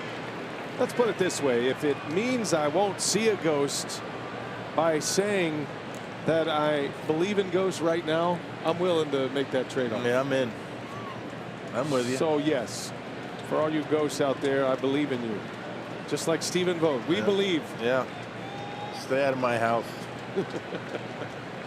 Stay at the Pfister with the visiting teams. 3 balls and a strike. And Shaw swing and a miss. That two-seamer again. A 3-1 pitch. Check it out. This guy's got good movement on the fastball. Travis right underneath it.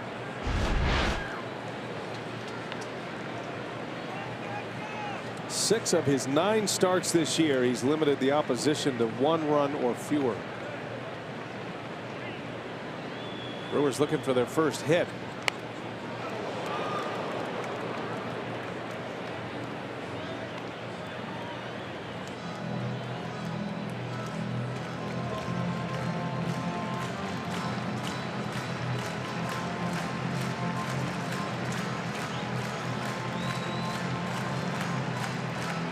A September call up last year, Jack Flaherty. Getting a great opportunity this year and making the most of it so far. He's pitched well for the Cardinals. Full count, Kane at first. And Shaw strikes out. Flaherty goes back to the breaking ball, and it is strikeout number 7 with 2 outs in the 4th. And that's a good pitch to a lefty. You better get it down and in, which he was able to do. Yeah, that slider, he takes a little off. And not only does he get over the top of it, but he's out in front. This guy's something else. This guy can pitch. Had a 13 strikeout game against the Phillies. Struck out 7 Cubs in 5 innings his last start in a game the Cardinals won 5-0. You know what I've noticed? He's shaken Molina off a number of times already tonight. You don't see a lot of that. He's got an idea of what he wants to do, and if Molina doesn't throw down the right side, he's not afraid to shake him off. Jesus Aguilar now goes back to that breaking ball. Powerball home run leaderboard with Sean Aguilar at the top with 14 home runs apiece. Jesus thought he hit number 15 last night. And that crazy play when Ozuna climbed the wall and the ball nearly hit him in the foot off the wall. Drove in 2 runs. Yeah, Brewers 3rd in the league in home runs. The Cardinals lead the National League in homers. Aguilar and Shaw tied for 10th in the league in homers. Bryce Harper still leads the way with 19.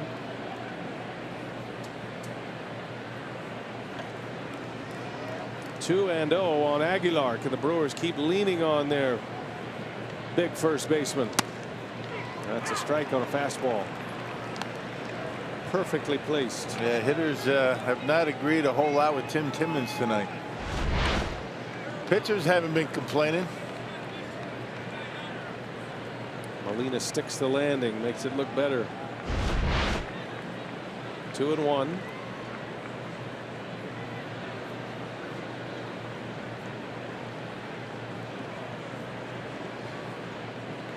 A shot, left field, foul.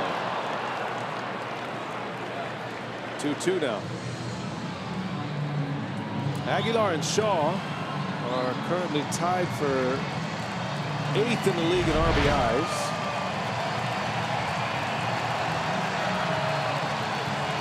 Another pitch inside. He's working inside a lot tonight. So has Junior Guerra. 2-2 the count. Aguilar's been great in spots like this. 3rd best batting average in the National League with 2 strikes. 6th overall with 2 strikes. And that's a little cue shot right to the pitcher for the out. And Flaherty continues to dominate Brewer bats thus far. Got a no-hitter through 4. 1-0 Cardinals.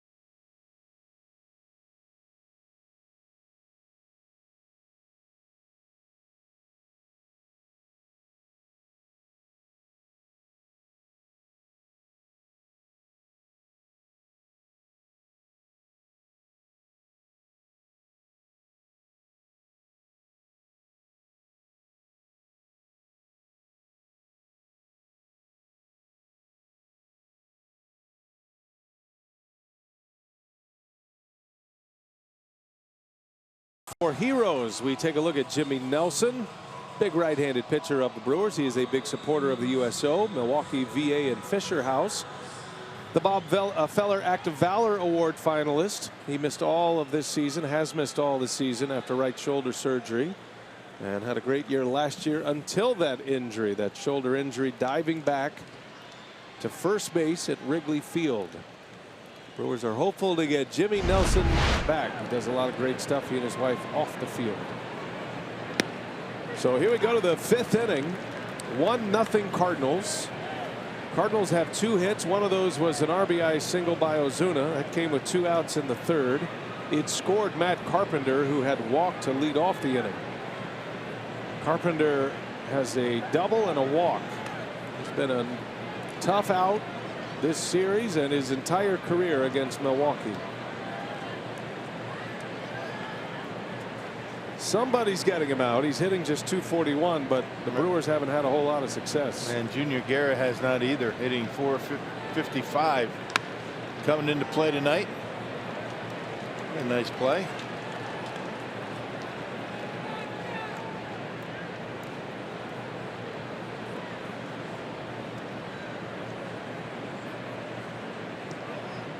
Carpenter hit a leadoff home run last night on the first pitch of the game, which was the 2nd of the season for him, the 17th of his career. Gives you some pop. He's at 13 this season. Shot foul, another play. That's nicely done in the stands. So the ball girl first, then the usher. Brewer employees come to play tonight, partner. Yeah, he two-handed that one. Had some spin on it. Well done.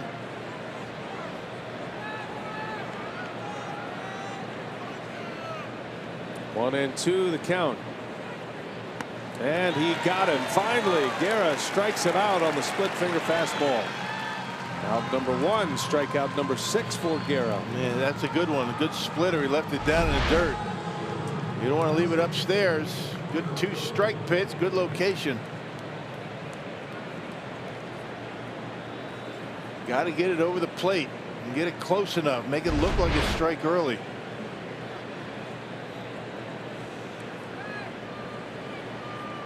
Harrison Bader with one away.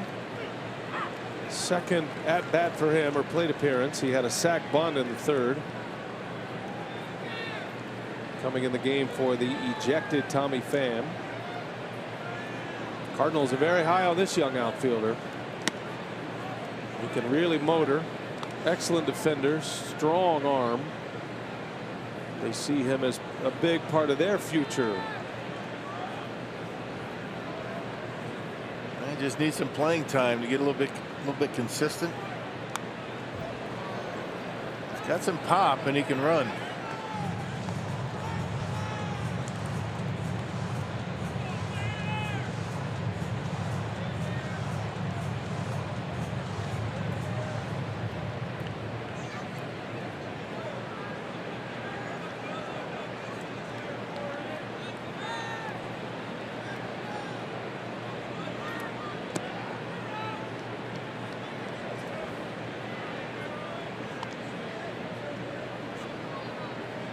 Brewers won last night.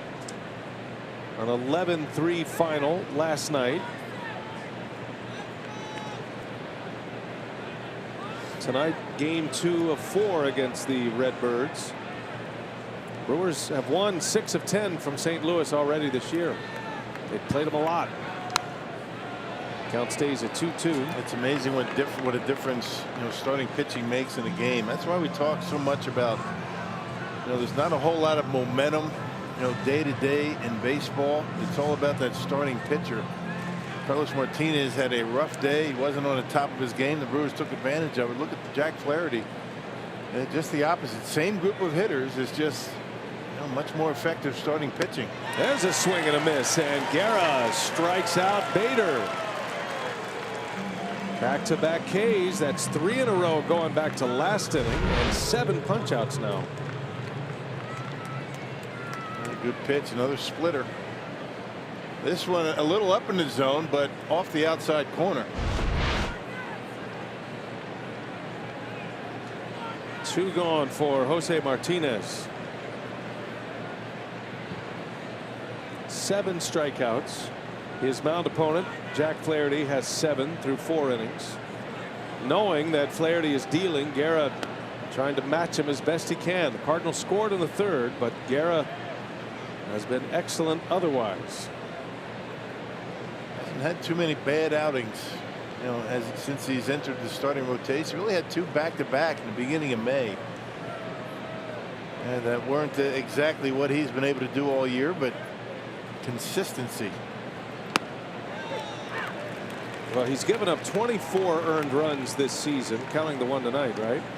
9 of those came in those 2 starts in early May against the Pirates and against the Indians. 2 home starts where he gave up 9 earned runs in 10 combined innings.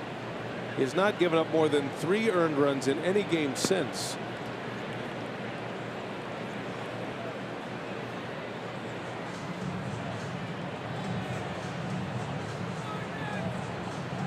And doing it primarily with the fastball, unlike what he was able to do a couple of years ago. You know, split-fingered fastball was his pitch. We've talked about it quite a bit, but you know, the fact that his velocity's back and he's been able to shape the fastball a little bit, make it move in different directions. Derek Johnson, a big proponent of the high fastball. 2 balls and a strike on Martinez. In the dirt again, 3-1. Missed badly with that splitter. High pitch count for Guerra as he pitches in the 5th inning, so you figure his spot is due up 4th in the bottom of the 5th. If the Brewers do get to that spot in the batting order, you'd figure that'd be a pinch hit situation. So it could be his last hitter. Well, he issues a walk. So the elusive 3-up 3-down inning for Guerra. He's had a man on to deal with in every inning. Hey, the Brewers and Royals will face off in a 2-game interleague showdown at Miller Park this Tuesday and Wednesday. Check out the complete schedule, which includes half-price tickets for kids and seniors on Wednesday at Brewers.com. Kansas City Royals in town. Dale Swain, Ned Yost, Alcides Escobar, all coming back. Be a nice little reunion. 2nd round for Lorenzo Cain. Seen a lot of his buddies, although a lot of his pals are gone. Royals just traded Kelvin Herrera to the Nationals, so their bullpen took a big hit. They're starting to assemble prospects again. Hosmer signed a free agent deal with the Padres. Moustakas' name is on the trade block. It's a trip through Missouri here at Miller Park this week. St. Louis and Kansas City.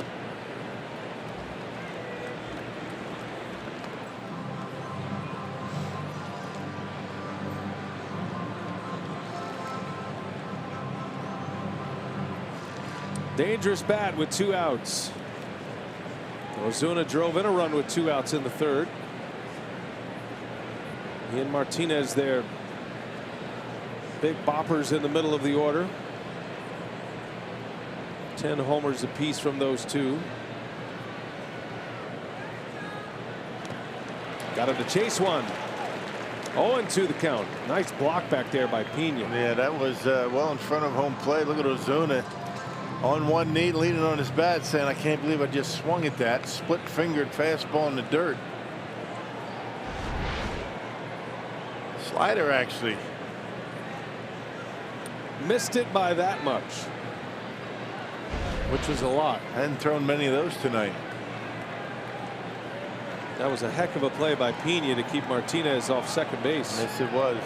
Doesn't go in a box score, but you can bet they will track that one.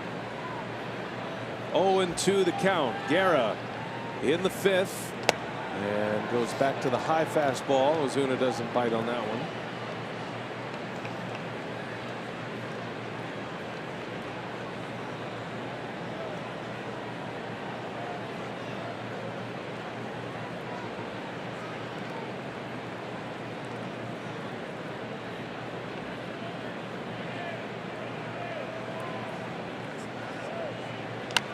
Chopper out to short. Arcia will wind it up, go to second base for the lead out And the side is retired. It could be Guerra's last inning. We'll see. The Brewers are down 1-0. His spot due up fourth.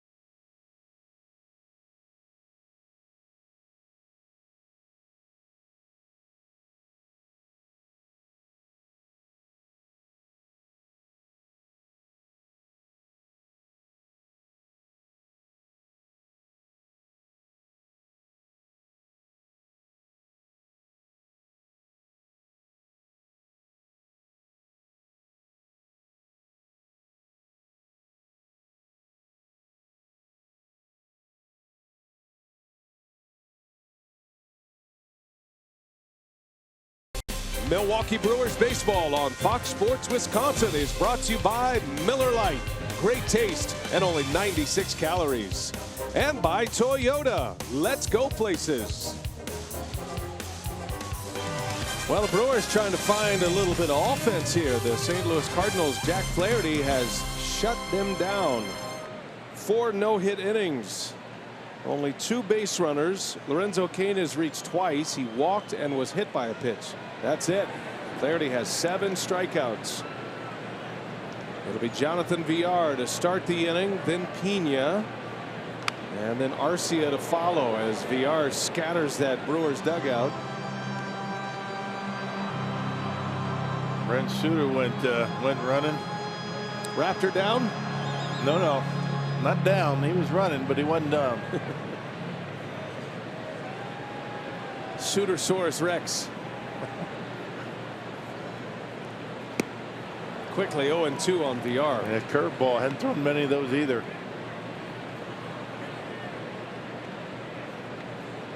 This guy looks like a star. Yeah, he's confident out there. I mentioned he shakes off Molina. Had no problem with doing it. 0-2 to Jonathan VR. Misses badly. 1 ball, 2 strikes. And we've seen the Cardinals how many times over the years, and Molina behind home plate. You don't see a lot of shaking off. You really don't, but you see it with Flaherty. You like that in a young pitcher. He has an idea what he wants to do. It's not just playing follow the leader. Shows a lot of confidence in himself. The 1-2 to VR is down and in. You might notice that the Cardinals use multiple signs even when there is nobody on base. Something Tony La Russa started back in the day. Always had the paranoia that the Brewers were checking out those signs with surveillance, video or otherwise. And so they just made it a moot point and went to the multiple signals. It's carried over.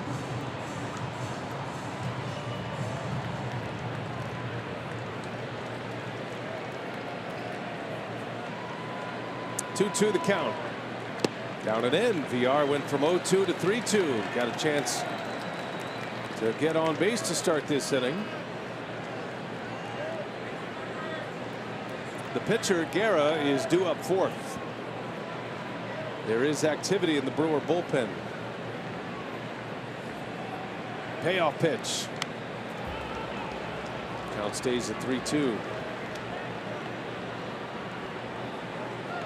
Jacob Barnes is preparing for the 6th inning if need be. And the Brewers are hoping that the pitcher spot does indeed get up this inning. Means the Brewers have a base runner or 2.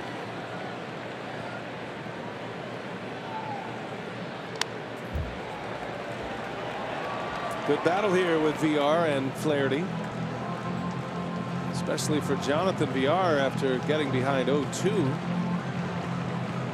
That pitch count in much better shape for Flaherty than it is for Junior Guerra. 66 pitches, 9 of them coming here in this at bat.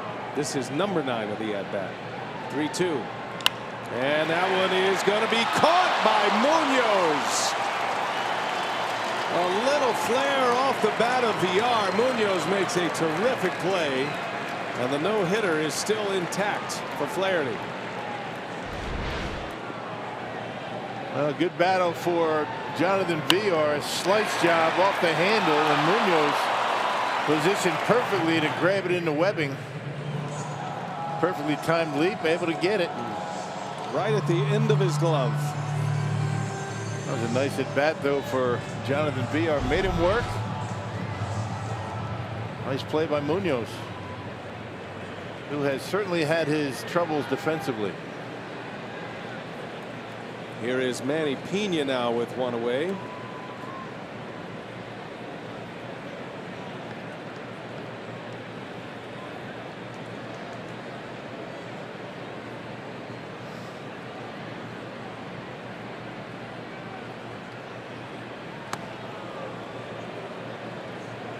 Flaherty has only worked from the stretch to 3 batters in this game.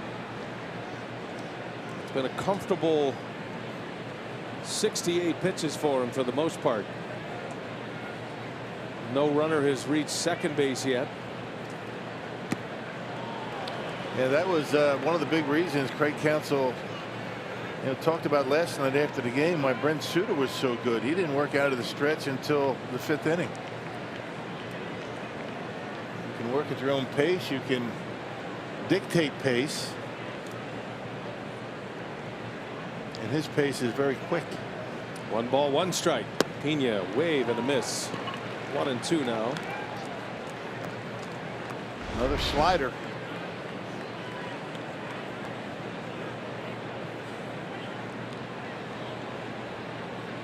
Must be hiding that baseball pretty well. The Brewers are swinging a lot of pitches that aren't strikes.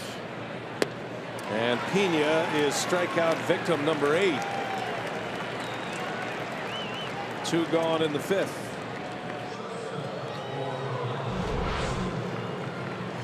All breaking pitches to Manny. He started him off with a curveball, then 3 sliders to get him. 2 outs for Orlando Arcia.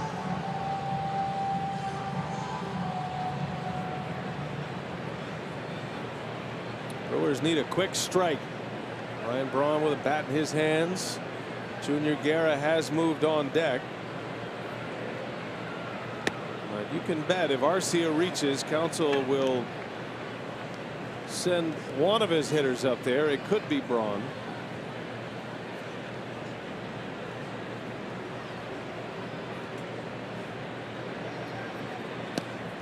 Defensive swing by Arcia. It's 1-1. He's just not seeing the baseball at all. Not staying back. He's got a lot of movement with his body. He's got drifting to the baseball, and that makes it even more difficult to identify ball and strike.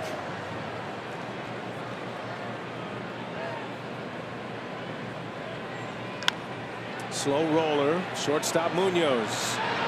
And it's in time, and it's 5 no-hit innings for Jack Flaherty. Munoz with a terrific play to start the inning. 1-0 Redbirds. We go to the 6th.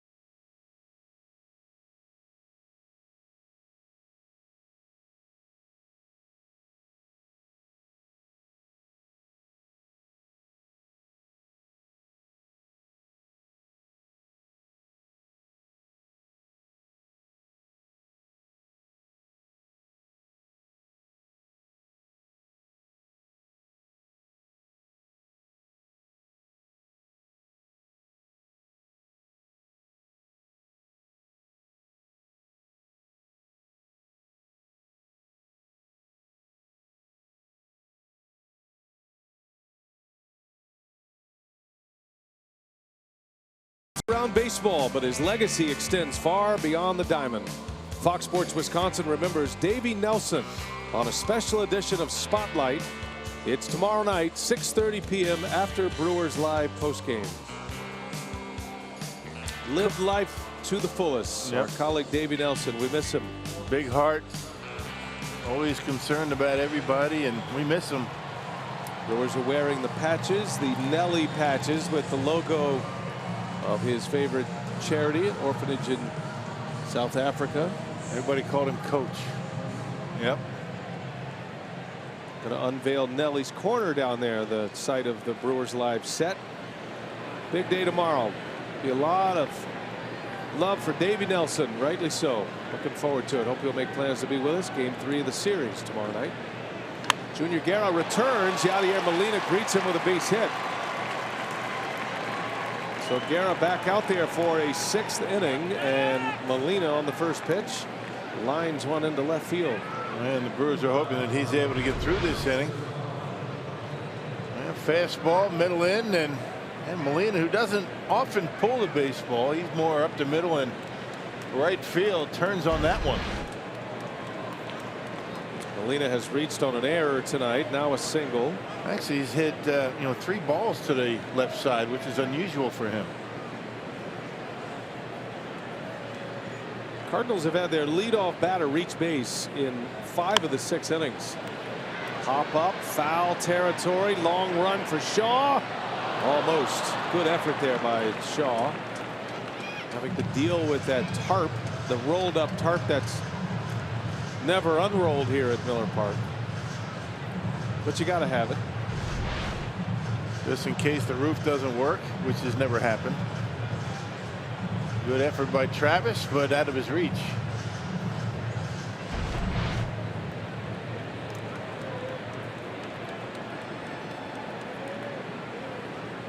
Dexter Fowler is 0 for 2.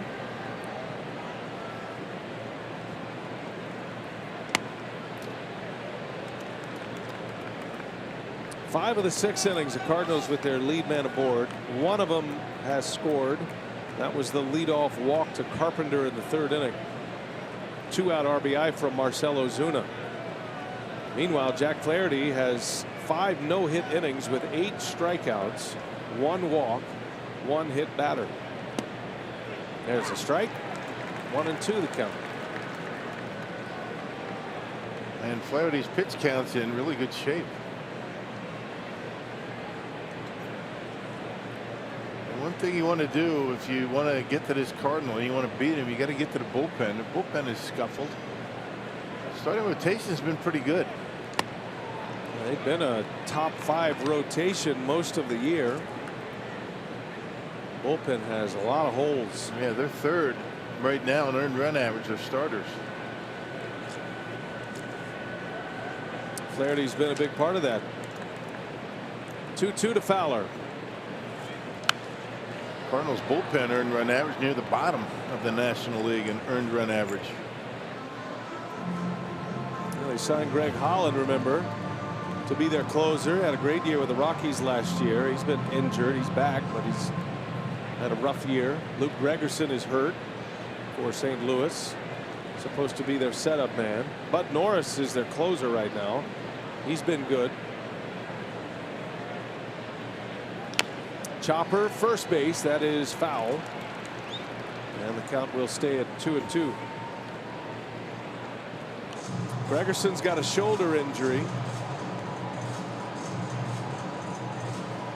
Cardinals did activate Greg Holland 3 days ago.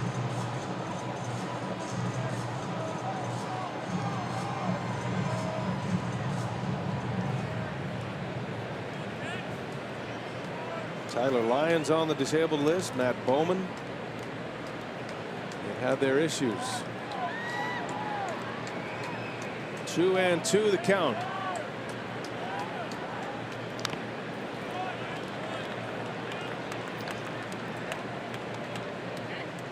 Key hitter right here for Guerra.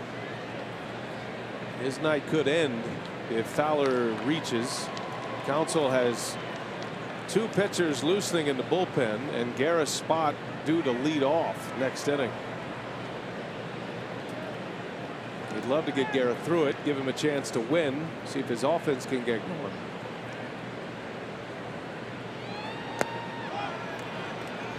And it'll probably all come down to this pitch right here for Guerra. All right, if he does not, we're going to see a double switch. Hader and Jacob Barnes.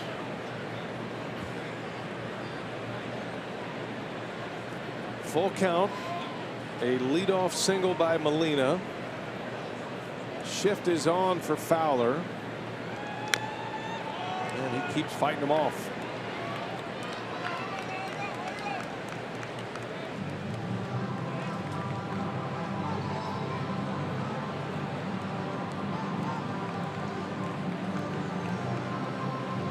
Jairo Munoz on deck.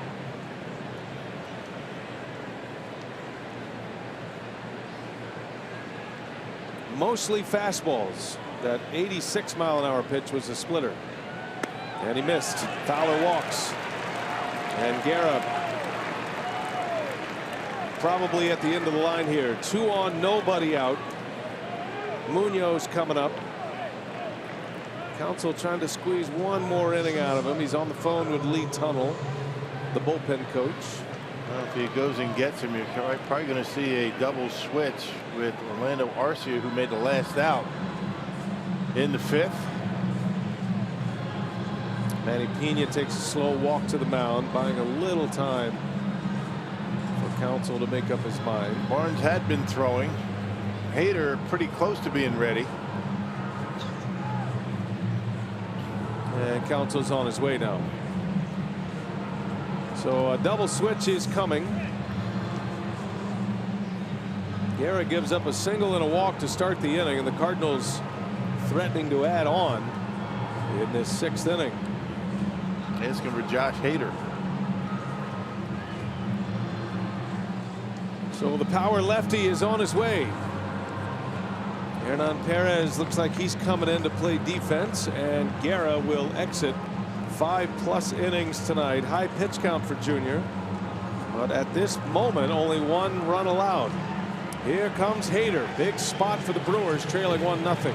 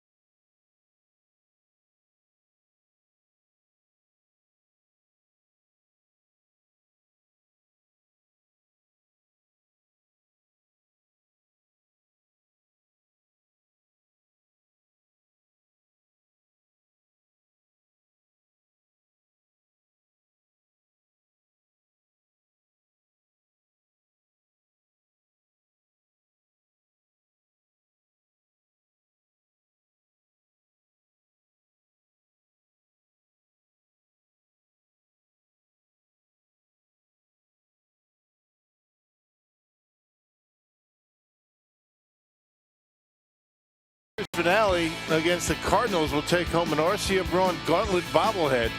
That's a double bobblehead courtesy of Blue Jay Solutions. Secure your seats at Brewers.com. The old Gauntlet getting some love. Like to see that Gauntlet in action tonight. Brewers having a tough time offensively against Jack Flaherty of the Cardinals. So here comes Josh Hader now. 2 on, nobody out. Bottom of the order coming up.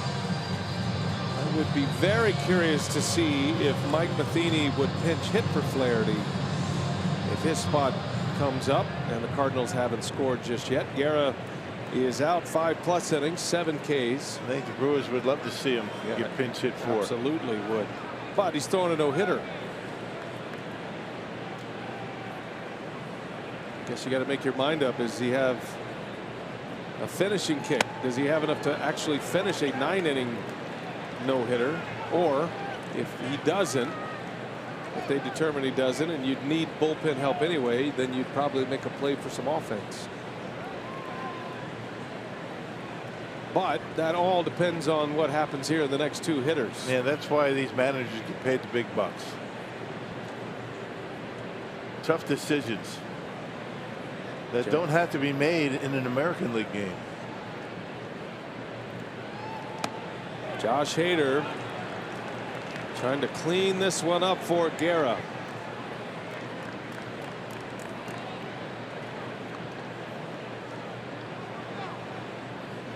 Hader falling behind Jairo Munoz.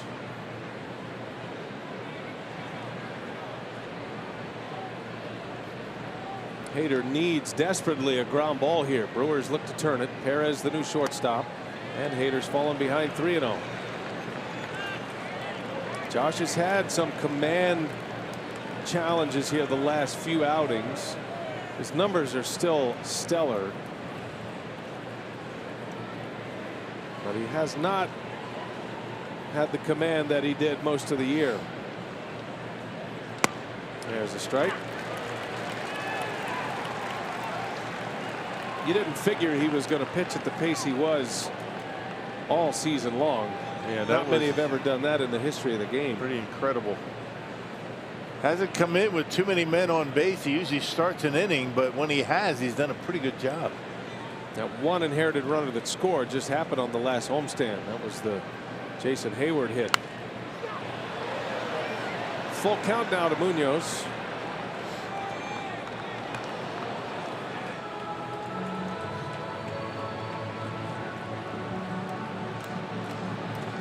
Munoz is not a hitter that walks much. He is a free swinger. He did walk his last time up, just his 9th walk of the year.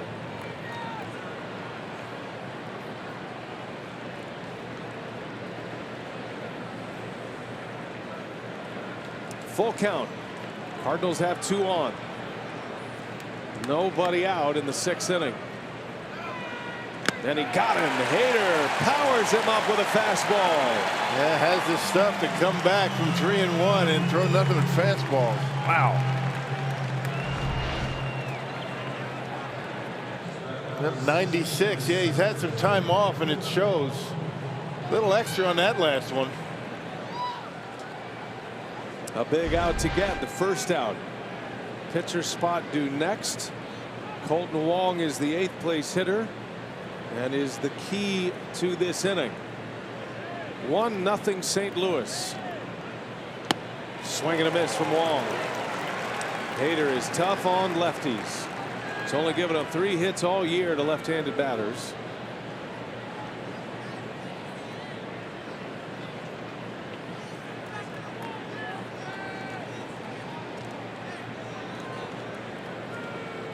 Wong is a tough hitter to double up. Extremely fast. Rolls over one. Broken bat. And it's 0-2, and Wong's going to have to get a new piece of lumber. Yeah, but he does have you know, the tendency to strike out. You know, Wong hitting only 137 against lefties.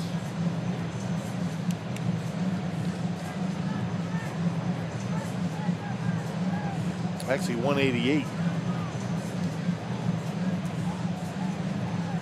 Different kind of lefty on the mound too. There's a lot of thinking going on with the Cardinal skipper right now. Some big decisions to be made if Hader gets Wong out. There was a time it was a no-brainer to leave a guy in with a no-hitter, even a shutout for that matter, but it's a different era.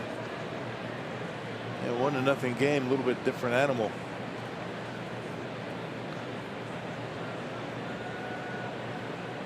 Big pitch, 1 ball, 2 strikes. Had a better cut at that one.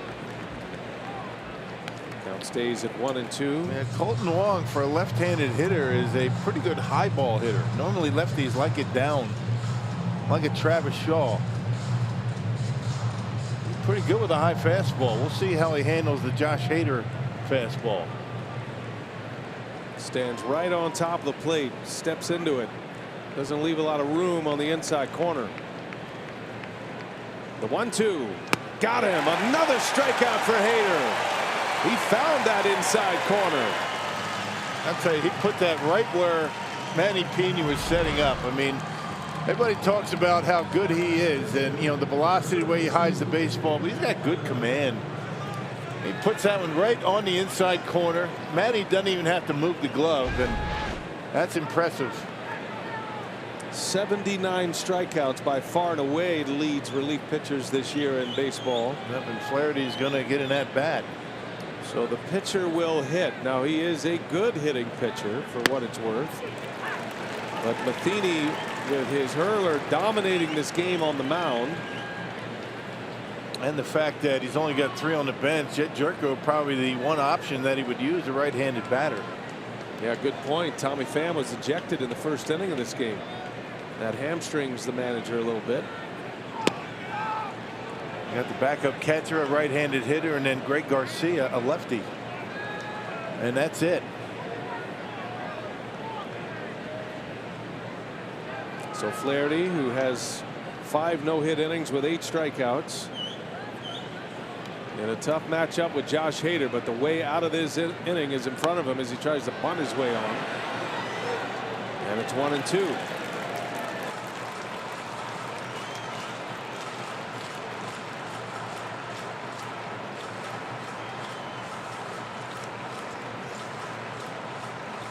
Guerra's 2 runners out there.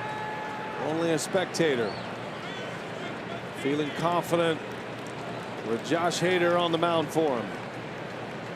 Hader normally starts innings. He does not come in often with runners on, but when he has, he stranded them for the most part. 5 out of 6 this year.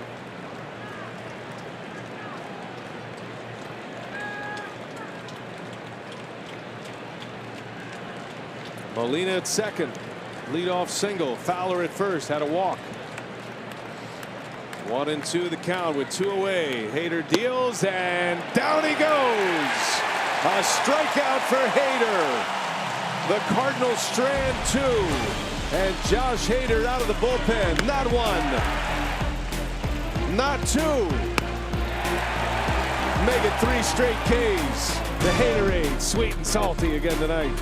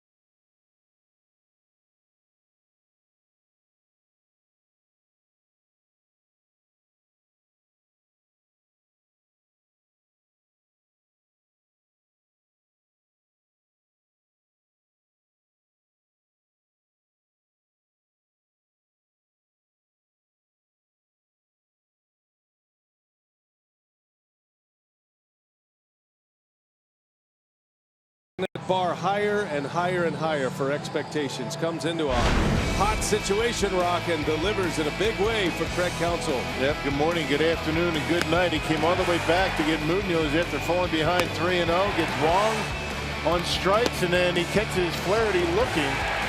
Badger Mutual insurance punch out to the game. Yeah, I like it. big one. So Matheny, and you can't blame Matheny at all for letting a pitcher with a no-hitter ride here, but it is 1-0, and the Brewers are a swing away from tying this up. You know, what it tells you is Mike Matheny didn't really think that one of his pinch hitters was going to be able to drive in a run right there. And that's the only reason you leave him in. Of course, he's got the no-hitter, but it's a, you know, we're working on the 6th inning. Long way to go. But I guess Matheny thinking, you know, Jerko or the right-hander Pena wasn't going to drive in the run, so let Flaherty hit. And you put yourself in Craig Counsell's shoes. He is fully loaded up in the bullpen. A game that was postponed due to rain on Wednesday, and then didn't need the A relievers yesterday. So fully rested pen. He's got Hader for another inning, or a combination of another inning. You got Jeffers lined up for multiples if you need. Knable. Well, we'll see if the offense can do their part. The other part of that double switch with Hader was Hernan Perez. Came into play short, and he will lead off this 6th inning.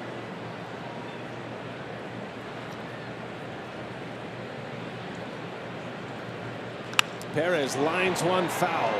And the other part of bringing Josh Hader in, how many times has Craig Counsell brought him in when the Brewers were behind? Of course, it's only 1-0. There was a couple of men on. I mean, it was a great time to use him, but he has not been used when the Brewers have been trailing much, if at all, until tonight. And Perez down on strikes. Flaherty with number 9. Hey, tonight's time of the game winner, John's Bar and Lacrosse. If they call the Brewers by 10 o'clock tomorrow morning, they get 40 tickets to a Friday night game in the Miller Lite Beer Pen. This offer courtesy of the Tavern League of Wisconsin and Miller Lite.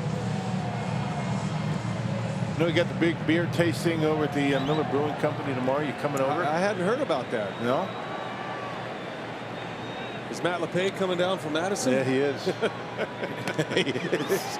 Eric Thames swinging a miss. I was hoping you didn't have me do that. Closed to the public. Oh, but we're just you know, a bunch of us are getting together, and we got the big beer tasting, front office, media.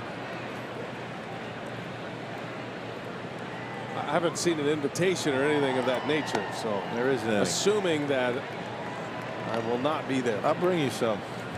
Some beer? Yeah. I'll do my own little taste test here in the booth. Back to the top of the order, and Eric Thames. He was very upset after a strikeout in the 3rd inning. He's punched out twice. And he very fortunate that he did not get thrown out of the game. Cardinals have the shift on, expecting him to pull one on the ground. Thames with big power. And he tracks one in for a ball. It's 3-1. How about a 2-1 breaking ball from Flaherty? Yeah. Got a lot of confidence in all of them. And he's been throwing them all for strikes. Starting to mix in a curveball every now and again. 3-1. And he spins another one. This time it's a ball, and the Brewers have a base runner. Thames had a plan for that at-bat with Flaherty. He was not going to bite on that breaking ball, and he is on. 3rd base runner of the game, 2 walks and a hit batter. That's been it. Brewers still looking for their first hit, but a man on with 1 away for Yelich. And that last breaking pitch didn't miss by a whole lot. Yelich with a strikeout, and then a little jam shot pop up in the 4th. Swung at the first pitch in the 4th inning. He's a guy looking to turn on 1-2 here early in this count. And it's another breaking ball. That one misses. Well, a steady diet of hooks from Flaherty. Yeah, curveballs and sliders.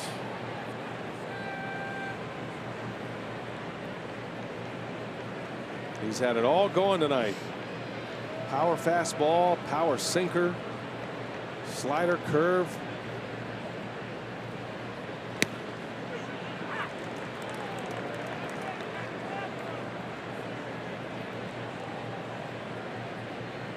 Looks like he's hardly broken a sweat.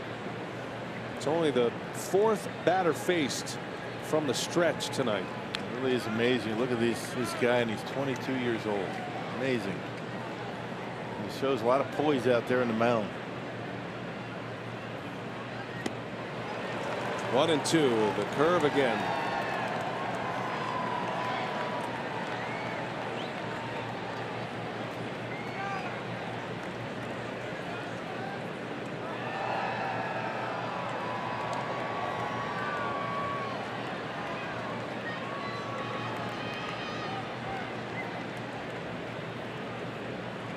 See what he has in mind here. The 1-2, and it's a breaking ball, and it just missed. Yeah. Boy, that is a break for Yelich. And it's pretty close to the pitch that Thames took to draw the walk. This time a slider. It was a strike. Yelich very fortunate. Yeah, that was right at the knees. 2-2. Dame's ready to run it first. Full count now.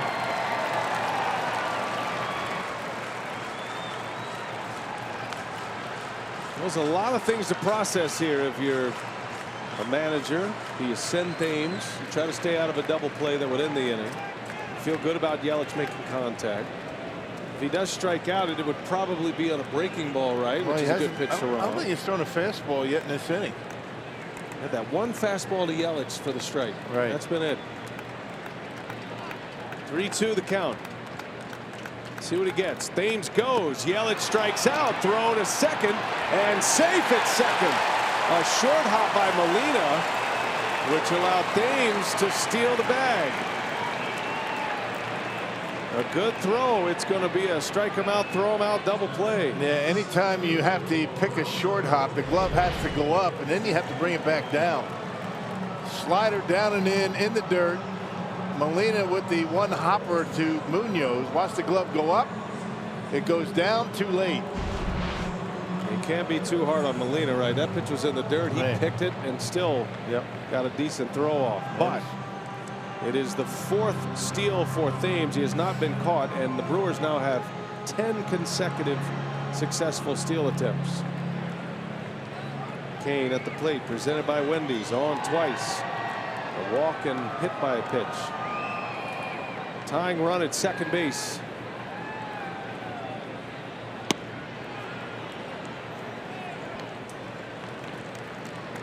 Even his misses, Rock, are right there.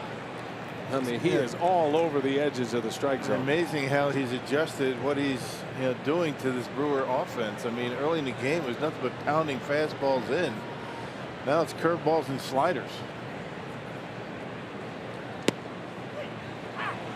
Got the call this time. He's had a few on the edges that weren't called. The Brewers have gotten a few breaks. Kane is looking for that hanger. Hasn't made many mistakes tonight, Flaherty. He hasn't hung one slider all night. Hasn't really put a fastball over the heart of the plate. That was a fastball that last pitch.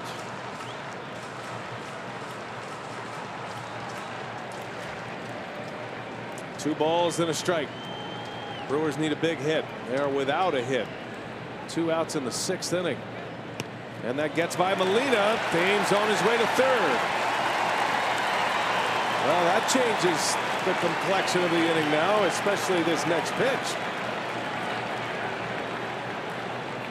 And fastball away, and Molina not able to get the glove over. That might be a pass ball, and it is. There's Haley's comment for you. Pass ball for Yadier Molina.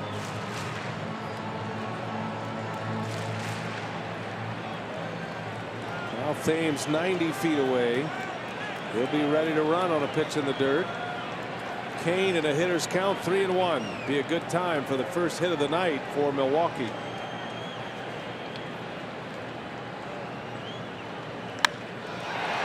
Drive foul. With the right idea. 3-2 now. How about those numbers for Kane? 2 outs, runners in scoring position. He's been at his best. He's hitting .308. as a double.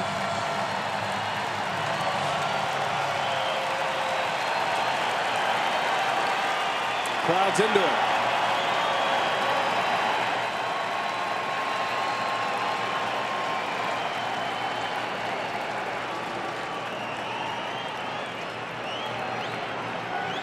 And Molina wants to talk it over. All 4 infielders come in.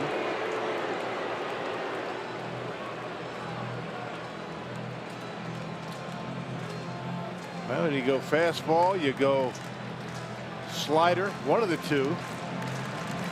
That was a one-way conversation, whatever it is. Yadier Molina. I think what he was doing was saying, look, this is what we're going to throw. I'm not going to put a sign down.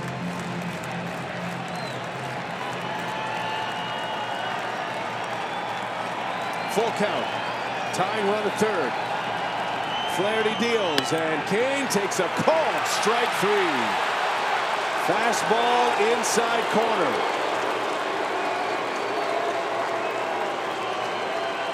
And the Brewers strand a runner at third, and the no-hitter is intact through 6. Jack Flaherty makes a big pitch when he needed it. 1-0 St. Louis.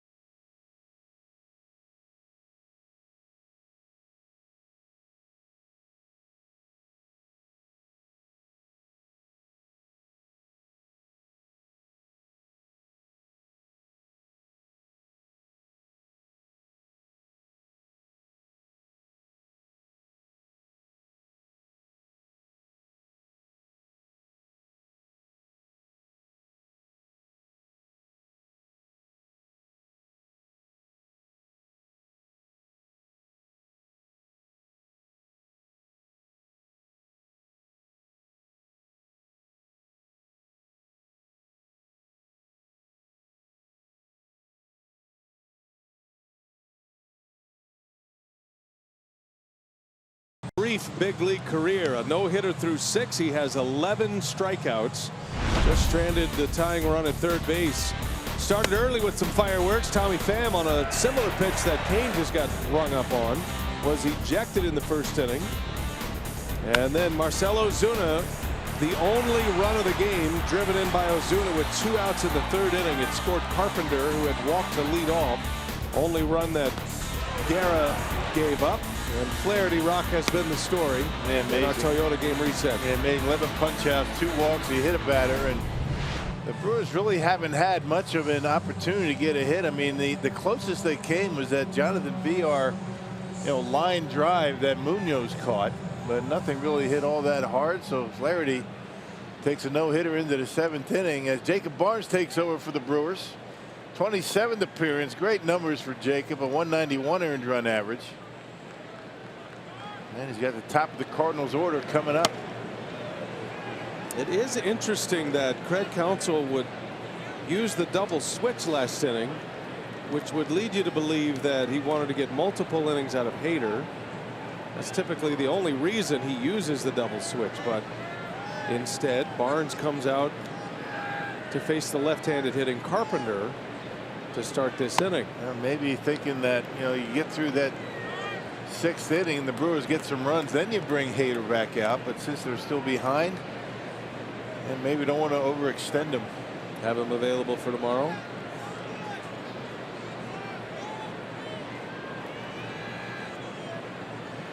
Two and nothing the count on Carpenter. Big inning for Barnes. He's been pitching so well. He's earned some of these big innings. Well, Lorenzo Cain was up there with the tying run at third base with 2 outs, and Flaherty stuck a fastball right in there. And that's a good pitch. That's been a strike all night. That marginal pitch on the inside part of the plate, inside corner. This kid's been impressive tonight. Wow. It's almost the exact spot that Pham was rung up on. You can understand Cain too. I mean, there's not much you can do with that. That was right in on his hands. Swing and a miss. 2-2 to Carpenter.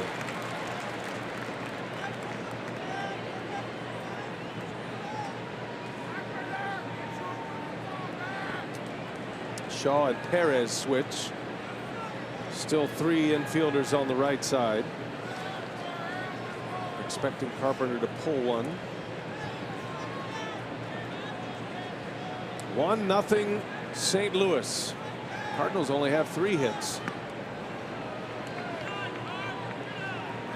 One of those an RBI single by Ozuna. Yeah, after a bunt in the 3rd inning.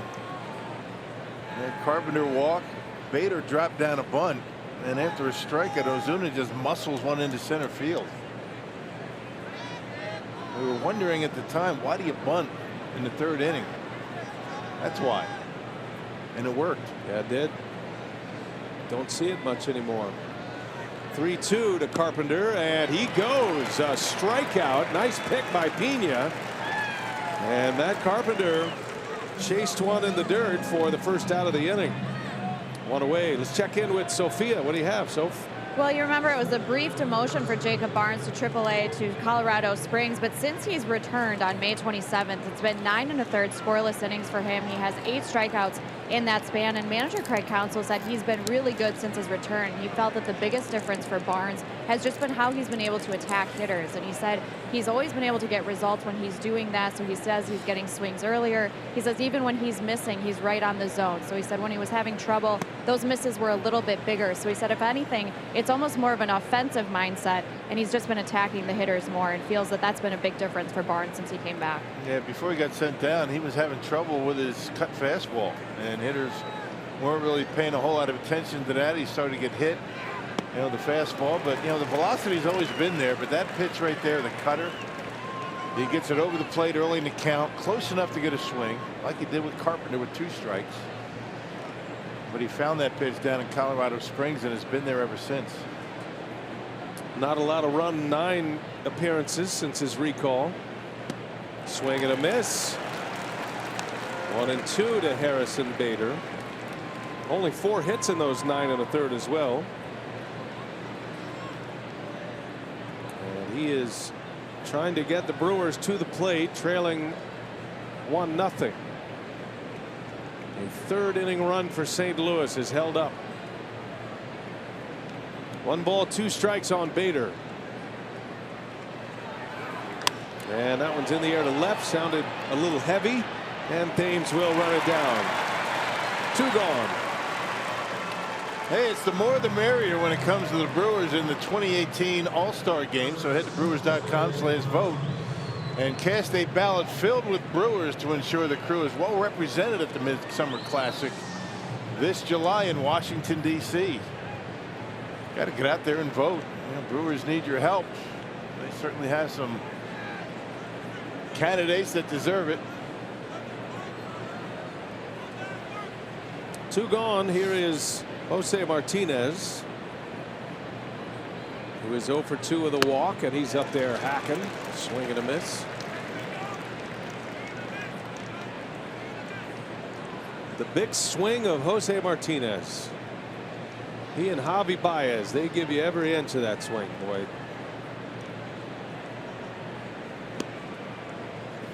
There is no 2-strike approach with these guys.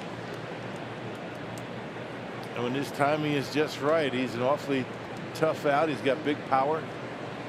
But when it's not, it's a grind up there at the plate. It's a lot of moving parts, right? Yeah. Big leg kick. That's a strike, and it's 1-2. Looking ahead to the Brewers 7th, Travis Shaw, Jesus Aguilar, Jonathan Villar, the scheduled hitters. Brewers have used Perez. Still have Braun, Santana, Sogard, and Kratz available.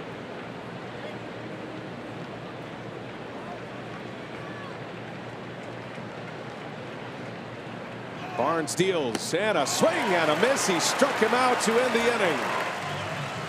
First it was Hader, struck out 3 in a row in the 6th. And now Barnes in the 7th with a couple of Ks. But all eyes on Jack Flaherty. He's got a no-hitter through 6. The Brewers are coming up, bottom of the 7th.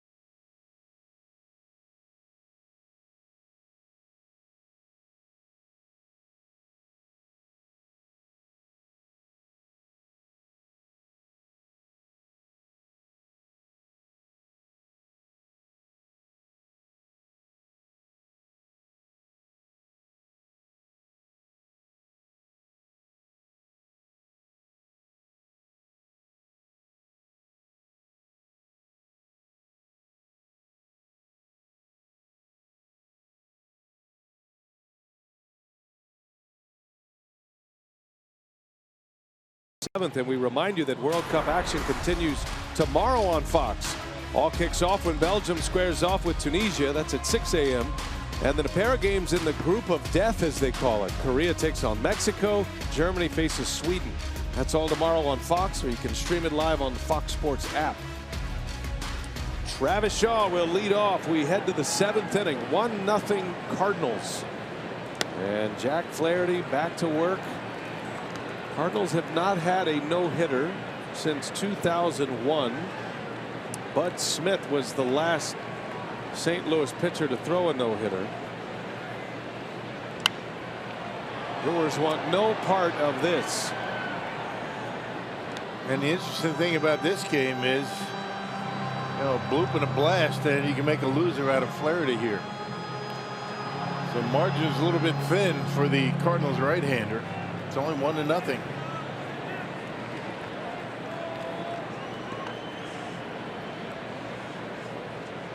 One ball, one strike on Travis Shaw. He's 0 for 2 with a K.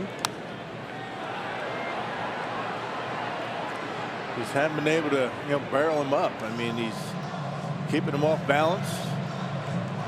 Yeah, good mixture of off speed and fastballs in. Throwing everything for strikes. Cardinals have had 10 no-hitters in their franchise history. And you wonder just how long, you know, Mike Matheny is going to stick with him. He's at 97 pitches. It does not feel like this is going to be one Flaherty can get to the end with. The Dodgers had a no-hitter earlier this year. They used multiple pitchers. Although, you know, on May 20th, he threw 120 pitches against Philly. That was that 13 strikeout game against the Phillies. 1 ball, 2 strikes. And that's in there, called strike 3. Number 12 for Flaherty. Yep, and what's new? Inside corner. He's worked that inside corner beautifully tonight. It's one of the best pitching performances we have ever seen here at Miller Park at this point of the game. Yeah, and he's been able to, you know, use the off speed to keep the Brewers off that fastball in. You get that fastball inside in your head as a hitter, and then he starts breaking off that, you know, the slider and the curveball, and he's got you caught in between. One away, Jesus Aguilar. It would be a much different story if he's using fastball away and really not going inside. You have a better chance of getting to it if it's away. You can wait a little bit longer. Aguilar out in front of a slider. And that's what I'm talking about right there. I mean, he's thinking fastball in. He ate him up with a fastball in earlier in the game. Hitters don't like to get jammed. And what does he do? He throws the slider, and Aguilar thinking fastball. In the air to left field. That is back. Ozuna at the wall. And this game is tied. Jesus has done it again.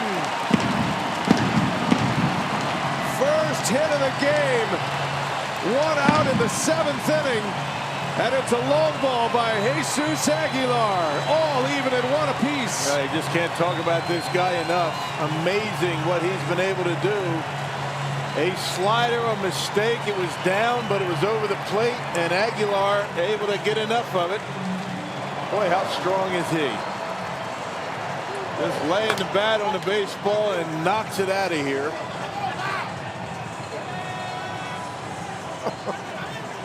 Rest of the league Oh man, is going to have to take note. This guy is turning himself into a star. Yeah, no kidding. I'm not talking about just a regular or, you know, an everyday player. He is a legitimate force right now, Jesus Aguilar. And he's not just hot. He's been doing this for 2 years. And one of the few mistakes that he's made with the slider, you see it, is down the middle of the plate. And check out the swing, just easy, nice and easy. That's like a 2-strike approach right there. And look how far it goes. And we're all tied up. No more no-hitter. No more lead for Flaherty and the Cardinals, and we're back to even. The big fella does it again. He's just on another level. Jesus Aguilar. There's not many hitters can hit that pitch that far. Jonathan VR takes a breaking ball low. Boy, what a moment here. This crowd erupted. Yeah, no kidding. As soon as it left the bat, barreled it up on an off-balance swing. Yeah, but the fact that it was over the heart of the plate and wasn't away, like 90% of these sliders that Flaherty's been throwing have ended up. Gave Aguilar a chance to put the barrel on it.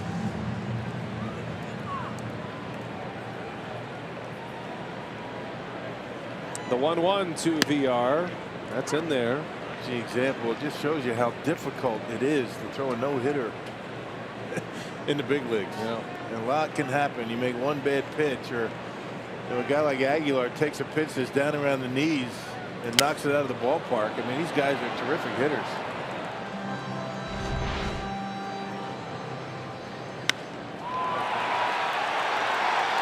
The sound. Yeah.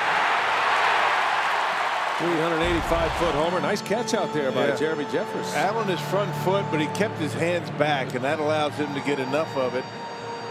Enough power left for Aguilar. He doesn't need a whole lot to knock it out of here.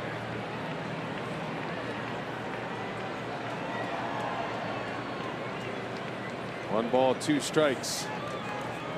One out in the 7th. And VR hits one on the ground out to Wong. There is out number 2. So Aguilar with 15 home runs, all coming since the 19th of April. Did not have a home run nor an RBI in the first 3 weeks of the season. But has he ever made up for it? That's something else, right? 2 months. Only Eugenio Suarez has more RBIs since that time, and only Nolan Arenado has more homers.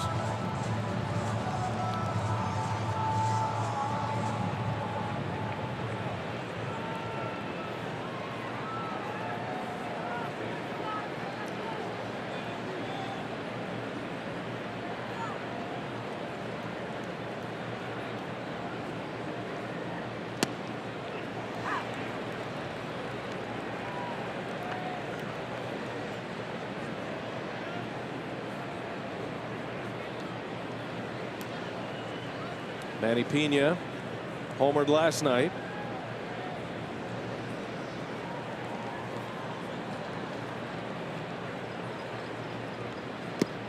Manny's got a good run going at the plate here. Pretty extended run at that. Last 26 games he's hitting .275, and in his last 10 games he has 6 extra base hits, including that home run. Darnell Coles patiently working with Pena. That slider's giving him fits, though. Yeah, it's giving everybody fits. I mean, it's been a terrific pitch. And most of the sliders that he's thrown and the Brewers have been swinging at have not been strikes. Except for that one. The one he hit. 1-2 the count on Pena. And a fastball on the edge. A strikeout to end it. No hitter lost. Jesus Aguilar does it again. The first hit of the game, the only hit of the game for the Brewers, is an off-balance, one-handed, 383-foot home run. We're all tied up at Miller Park. Got a good one here tonight on a Friday night.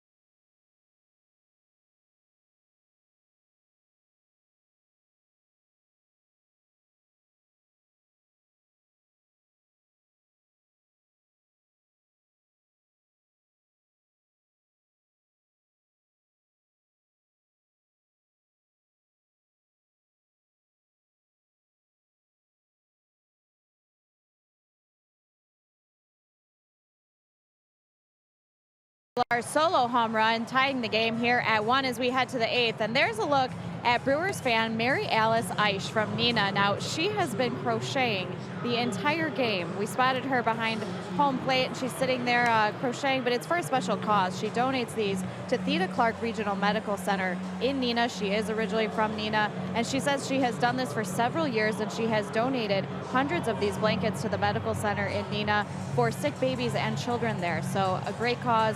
And Mary Alice keeping an eye on the game and getting some work done as well. Love it. That's a great story, Sophia. Yep, you have a skill, multitask with your skill watching Major League Baseball game. Most of the time we were watching her, she wasn't even looking. I mean, that's how good she is, right? Good for her. The no-look crochet is always the best one, like the no-look pass. Jeremy Jeffress is in for Milwaukee. And Marcell Ozuna up there hacking away. Big swing at a 96-mile-an-hour fastball from Jeffress. Hader has been great. Jacob Barnes worked the 3 up, 3 down 7th with a couple of Ks, and Ozuna down 0-2. Yeah, he's, you know, Jeremy's been terrific. I mean, last pitched on Tuesday against the Pirates. Gave up a run, actually, in the inning in the 3rd. He's been giving up a few inherited runners. Still, his numbers have been very good. 7 of 26 is all that have scored against Jeremy Jeffress. Gets a clean inning to start out here tonight. Shift is on against Ozuna, who drove in the lone Cardinal run in the 3rd. 0-2 pitch, fastball missed. Of the last 9 batters faced, this is going back to Guerra on the mound. last 9 Cardinal batters faced, Brewer pitching has 7 Ks. Guerra ended with 7 strikeouts himself. Hader struck out all 3. Barnes with 2. Meanwhile, Jack Flaherty has a career high. He has matched a career best in strikeouts with 13. And so in my math, that's 25 tonight. Said there'd be no math tonight, Ron. 25 punch outs, a night for the pitcher, only 4 hits.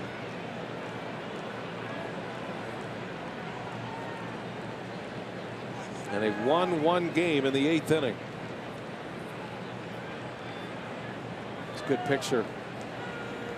I'd like a copy of that one, Yeo. Getting about that time, isn't it? It is. It is. Here's the 1-2. Got him. Add Ozuna to the list. Another strikeout. 8 of the last 10 Cardinals have punched out. Well, he's got 3 different pitches that he can give you. There's the split change right there. Little style points at the end. You can see Ozuna with the big swing ends up on one knee. Yadier Molina now. Got to watch that first pitch. Molina taking all the way, takes a breaking ball. He's pulled the ball all night. Unusual for him. Yeah, reached on an error in the second. Error by Shaw at third, and then he grounded out to Shaw in the 3rd inning. His base hit his last time up was to left. That was a knee buckler right there, and Molina even in the count 1-1. Most relievers, especially late game relievers, are 2-pitch pitchers. Jeffress is a 3-pitch reliever. Fastball, split change, and a curveball. And they are all wicked. Yeah, and he's got 97 with the fastball, which makes those other 2 even more effective. There's a strike on a fastball. 2-2 now on Molina.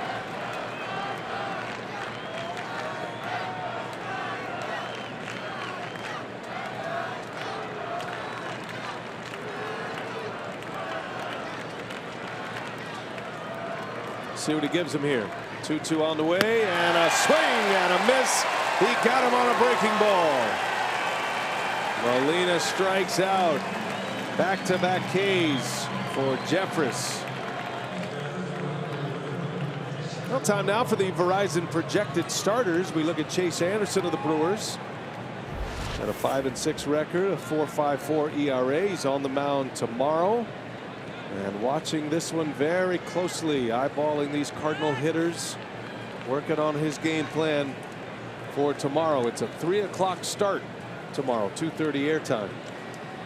Chase Anderson on the mound as Jeffress deals a strike to Fowler. That was the split change right there from Jeremy, which he'll use a lot more against lefties. One thing I would imagine that Chase has taken away from tonight's game is the use of the fastball inside the right-handers and lefties. 0-2 the count. Both pitching staffs doing a pretty good job at that tonight.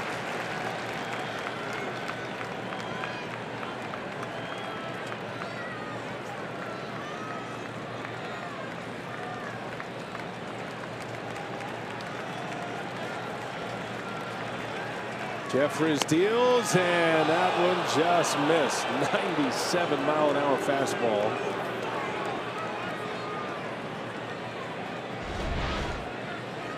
Well, Tim Timmons has been a pitcher's umpire most of the night tonight.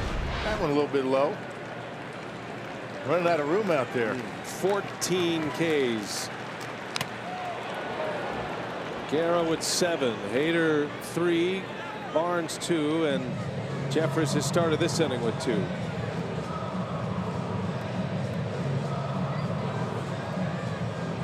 Jesus Aguilar tied it with a home run last inning with 1 out. First and only hit for the Brewers thus far.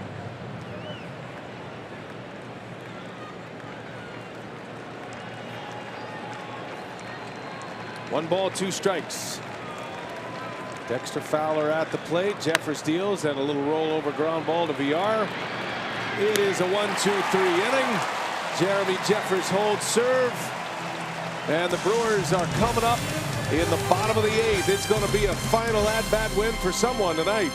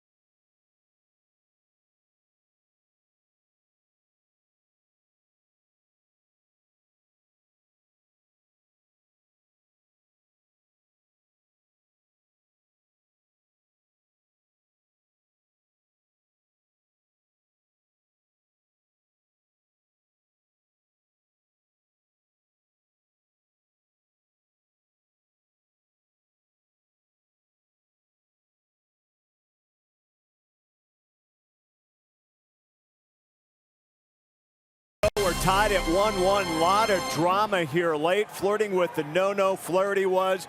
Brewer relief pitching has been off the charts good. The big home run by Aguilar, and now this one's up for grabs. It sure is. And I'll tell you what, to talk about pitching, excellent pitching on both sides. You got Guerra throwing the ball very well. The bullpen coming in do good.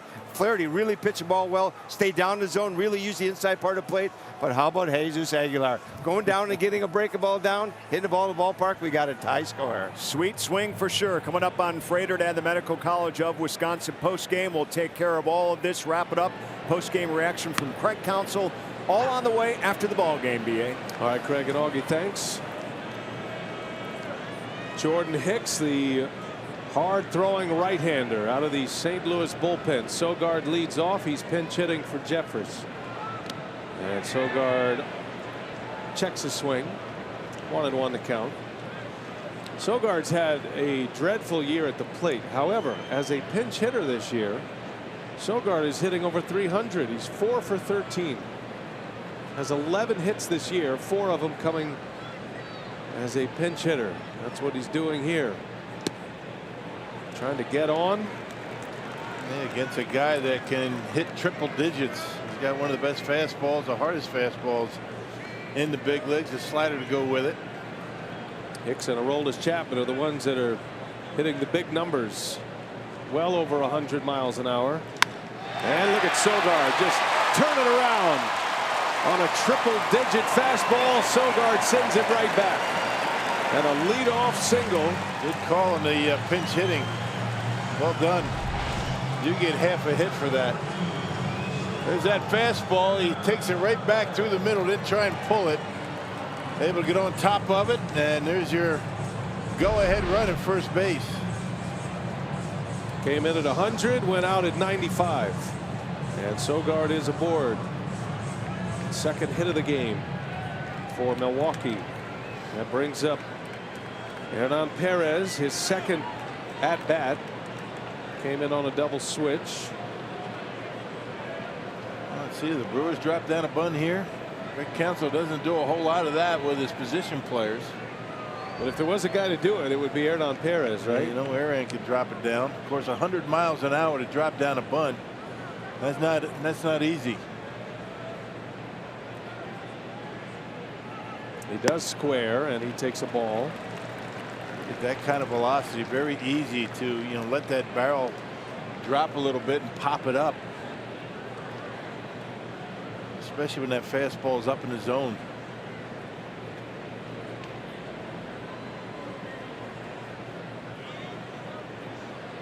Leadoff single by Sogard. Perez squares, bunts right through it. You want to bunt it toward first base. You got Martinez holding the runner. Carpenter getting a head start. He's creeping in at third base. Only 2 Brewers position players have sacrificed bunts this year, Shaw and Sogard.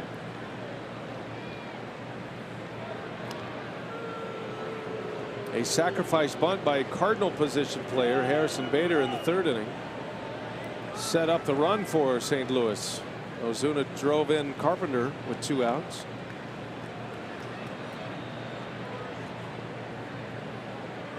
One and one to count.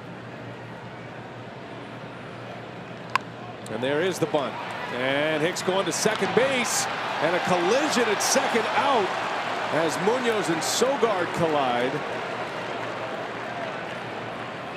Brett Counsell wants to take a look, and now Munoz comes up on Sogard, and he returns a favor, and the bench is clear.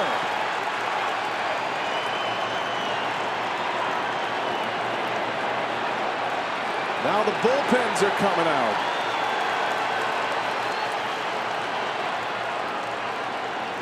Who is that? Carlos Martinez? Carlos Martinez in there stirring it up. And had to be pulled back. That was as benign as you could get. Sogard, I thought he got up and asked if he was okay, and then Munoz came up on him a little bit. And yeah, they're going to go back, and Sogard went in hard. There was a little bit of a collision. I guess Munoz didn't like the fact that he came in so hard. Tough to deaden that baseball when you're throwing 100. It's a clean slide by Sogard. And they're both on the ground together. I don't know what Sogard's supposed to do there. Yeah, right. I mean, you know, Munoz went into him as much as Sogard instigated the contact. No question.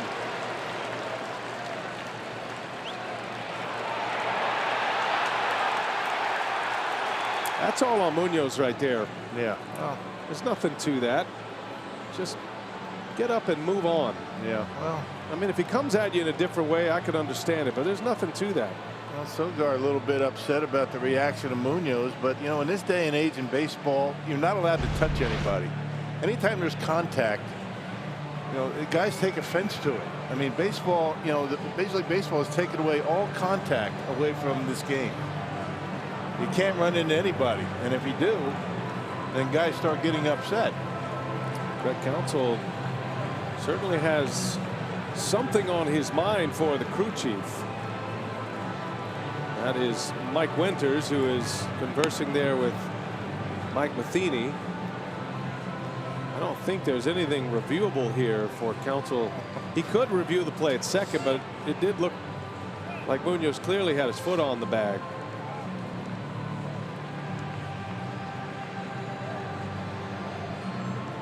I didn't see if warnings were issued or anything like that, so I'm not sure exactly. We'll have to find out later in the game what's going on. But so the catch, the foot's on the bag, that's an out. Nothing. And there's no tag applied. That's what Craig Counsell's talking about. Now, does Sogard ever get any part of his body on the base? I don't think he does. He never does tag the base, and there's your tag right there. He never touched the bag. Whether Munoz had his foot on the bag on the throw or not, I don't know. But if Craig Counsell is wondering if there was ever a tag applied, Sogard never got to the base. Much ado about nothing. Perez at first, reaching on a fielder's choice. And here is Eric Thames. That putout goes 1-6, by the way. And see if Perez tries to steal a base.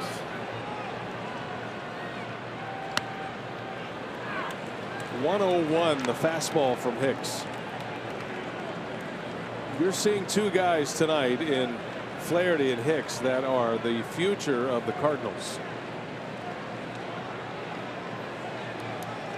Flaherty struck out 13. That's into left field by Thames on the run. Ozuna. And he just missed it on the bat. Perez is tagging. Will stay put. And that is the second out. Maybe a fraction on the bat. He just didn't quite get it on the barrel. I was able to get on top of it, but just a little bit down on the end, just enough to keep it in the ballpark. Put a good swing on it. That'll bring up Christian Yelich.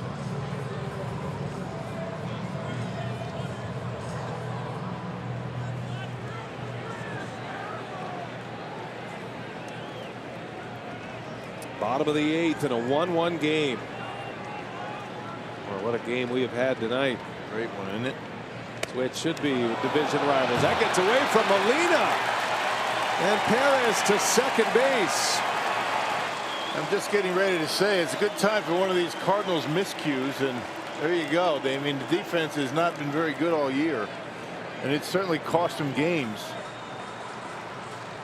There's a wild pitch by Hicks, but this is a pitch that Molina certainly handled well all these years. He already has a passed ball in this game. Yeah, tough play, though, when you're throwing that hard. Go ahead run at second base. Yelich trying to deliver.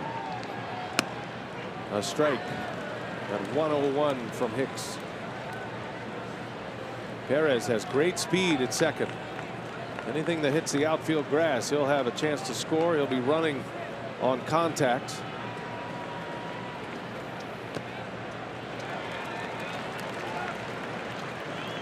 The best arm for the Cardinals is in center field with Bader.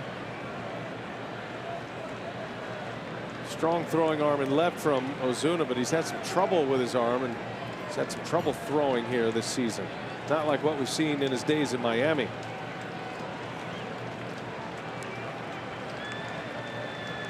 Two and one to Yelich. That's just not fair. Yeah, good breaking pitch. Back to back off-speed pitches from Hicks. You're dialed up for 100, and he gives you that. That's a good pitch. Yeah.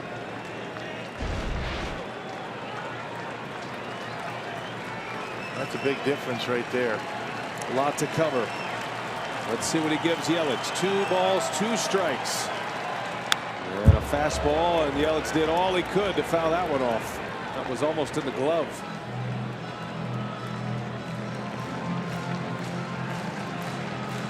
Christian is a good fastball hitter, high velocity hitter.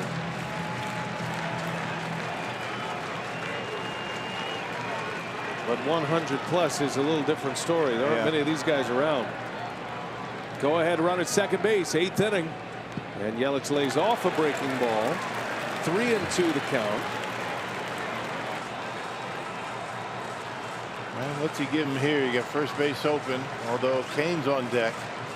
Here we go again. They're going to go out and talk about it. The infield's going to come in. Molina doesn't want to give a sign. Cardinals are still thinking that the Brewers are picking off signs. I might tend to think they have them too when you lay off a slider like that. Nobody is on that one. They've got 2 hits. And they have the signs on both of them. I mean, really? No. I mean, you know, now Molina's going to squat down, and there's not going to give a sign, so they all know it's coming.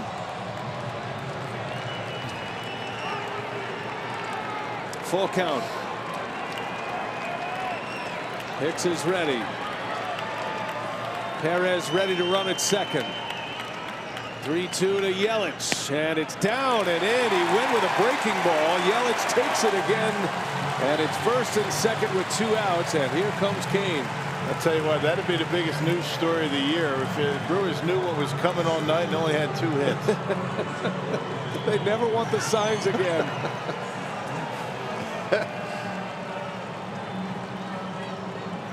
First and second now with 2 away. And here is Lorenzo Cain. Cain has actually been on twice. He came up in the 6th inning with a runner at third, struck out. He's walked and he's been hit by a pitch. Yikes, that fastball right in on his hands. They've been pounding Cain inside all game. He was hit by a pitch in the 4th inning on a big fastball from Flaherty. A little flare in the right field here.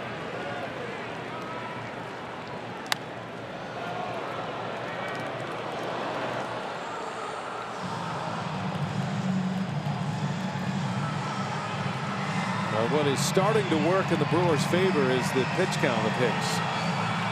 Can have a deep count here, get him into the 20s. Perez with a huge lead at second. And Kane, defensive swing at 100, up and in. 1-2 the count. He's been a good 2-strike hitter all year.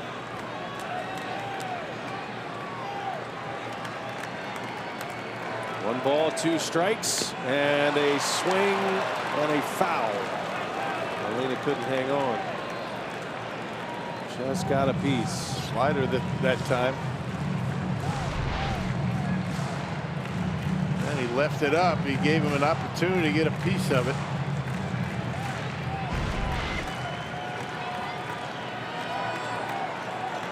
One ball, 2 strikes.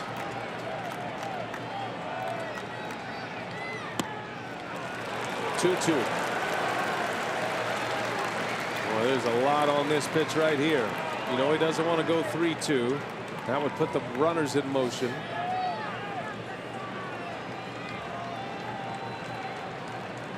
Young reliever, veteran hitter.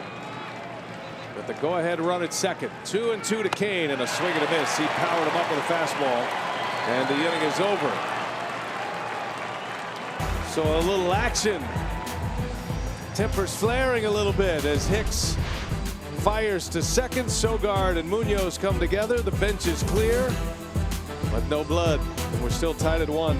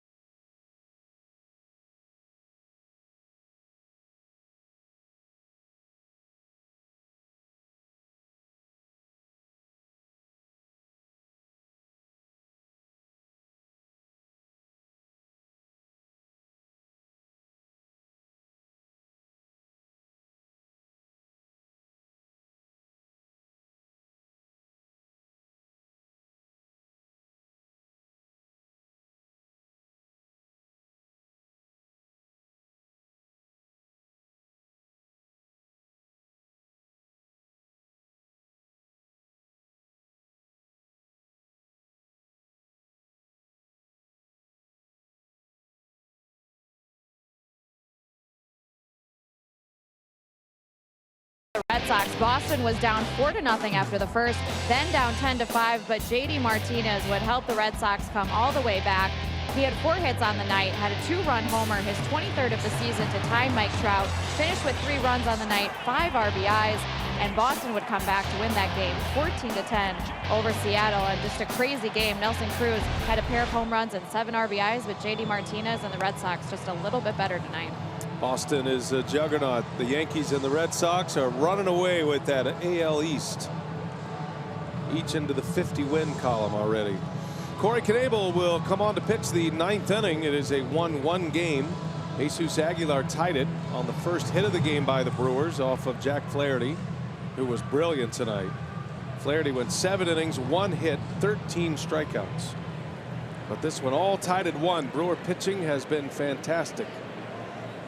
Guerra to Hader to Barnes to Jeffress. And now you got Corey Knebel. Craig Counsell wanted to put up a 0 in the top of this inning and see if his offense can win it in the bottom of the 9th. You know, Corey last pitched on Tuesday, picked up save number 7 on the year.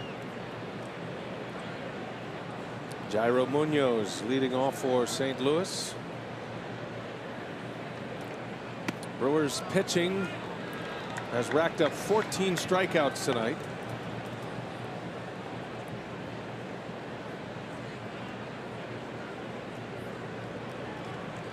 "24 outs have been recorded, 14 strikeouts, 10 others." And Munoz chases one. Guerra got him in swing mode in the second inning. Struck him out in the second, and then Hader struck out Munoz in the sixth. And remember, Hader came back from 3-0 in that count to strike him out. That was with 2 on and nobody out in the sixth inning. That was a key at bat in this game. Out to second base, and VR makes a play for the out. One away for Knebel.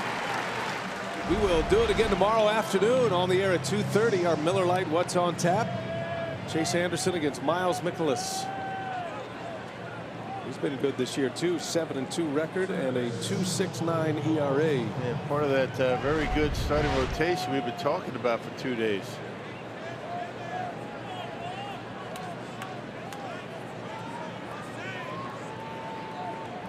One game, 1 out in the 9th inning. Cardinals at the bat with Wong taking strike 1. 8th place hitter for St. Louis.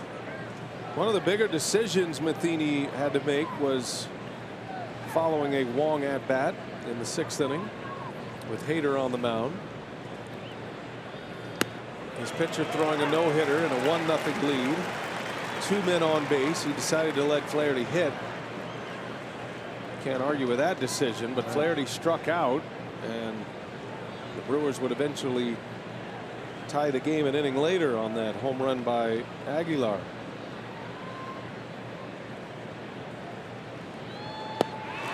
Big curve and a swing and a miss. Knebel with the strikeout, the 15th of the game for Brewer pitchers. That's all there's been tonight, right? There's been 4 or 5 hits. And a boatload of strikeouts on both sides tonight. Good curveball from Corey Knebel. Got him on back-to-back knuckle curves. Gonna have to make those Ks a little smaller out there. Greg Garcia will pinch hit for St. Louis. Running out of room, partner. Well, Knebel hopes there's room for one more. Garcia pitched last night. Cardinals have had some heavy usage in their bullpen, and with the Brewers winning big 11-2, Matheny used Garcia to pitch in the game. He worked a scoreless inning. First time he'd ever pitched, major leagues or minor leagues. Got a double play ball.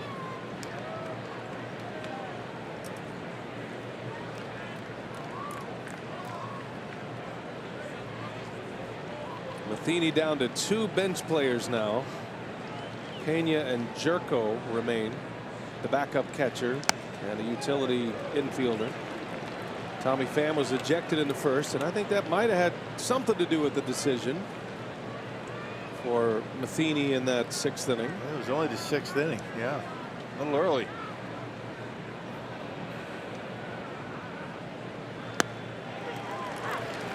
Three and 1 to Garcia. The last guy you want to see hit right now is Matt Carpenter. Yeah, so you know, this guy doesn't have a whole lot of power. Not to say he can't hit one out, but Matt Carpenter certainly is a guy that can change this thing around. Jam shot, pop up. Travis Shaw makes a catch, and Knebel blows right through the order. 1, 2, 3 with a strikeout. Bottom of the 9th coming. 1-1 game. Can the Brewers win it in walk-off style tonight?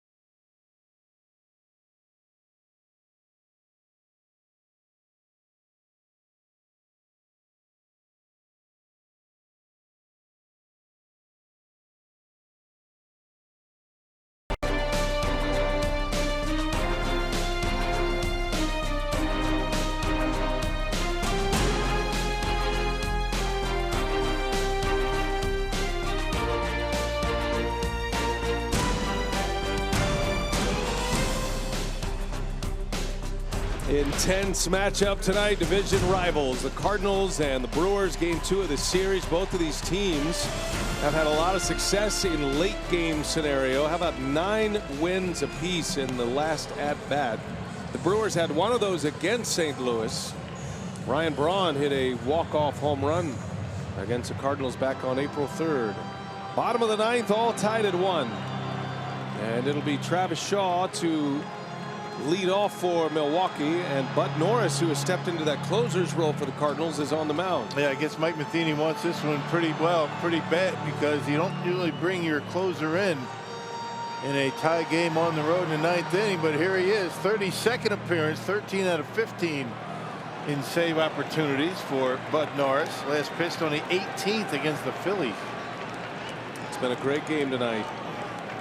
That's why you love baseball right here. Intense, timely hits, been dominated by the pitchers. But it is a fine line between winning and losing a game like this, as Shaw looks at a fastball missing low. Travis Shaw had a bases loaded walk earlier this year for a walk-off. That was against the Mets in May. That was the last walk-off the Brewers had, as a matter of fact. Brewers have 4 of them this season. Norris mid-90s with a fastball, has got a slider to go with it. It's been very good for this Cardinals team. 13 saves. Shaw does have a walk-off home run as a Brewer. It came last year. A memorable moment here at Miller Park against Wade Davis and the Cubs, September 23rd of last season. And he's down 1-2.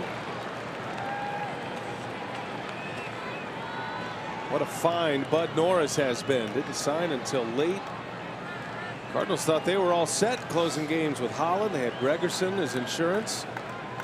Both have spent time on the DL, and Norris has been their guy to finish games. 1 ball, 2 strikes. And that one's in there for a called strike 3. Shaw got caught guessing.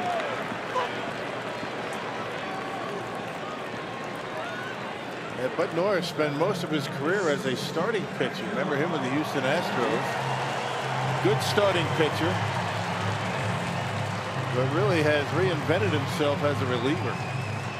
Go out there and throw as hard as he wants for an inning or 2. Primarily a starter until the 2015 season when he went to the Orioles. Jesus Aguilar. He's been carrying the Brewers. Can he give them one more? Broke up the no-hitter with a home run in the 7th. On a down and away slider that he somehow squared up and hit it out. He was off balance. Kind of like a tennis backhanded swing. But he kept the hands back. He was out on his front foot, kept the hands back, still giving himself enough power to knock it out of here. That walk-off against the Marlins in April.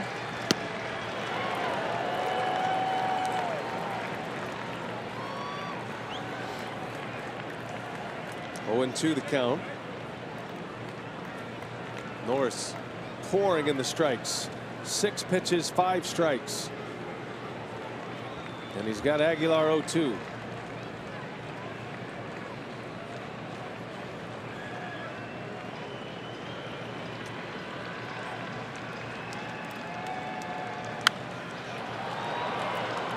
We're talking about, you know, the 2-strike approach for Jesus Aguilar all season long, how good it's been. That's a 2-strike approach on a 1-strike pitch.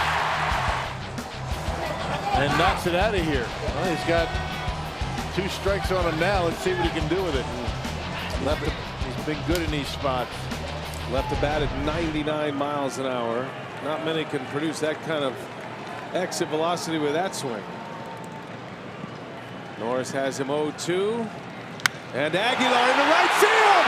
He's watching. It's flying. It's gone. A home run to win it.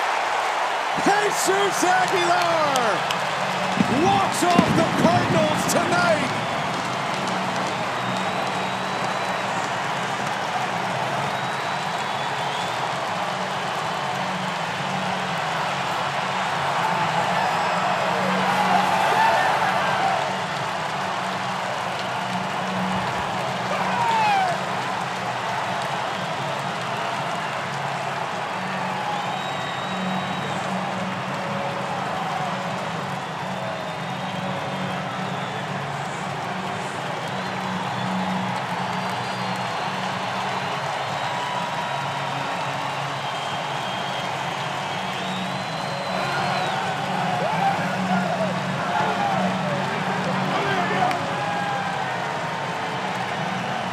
What a moment.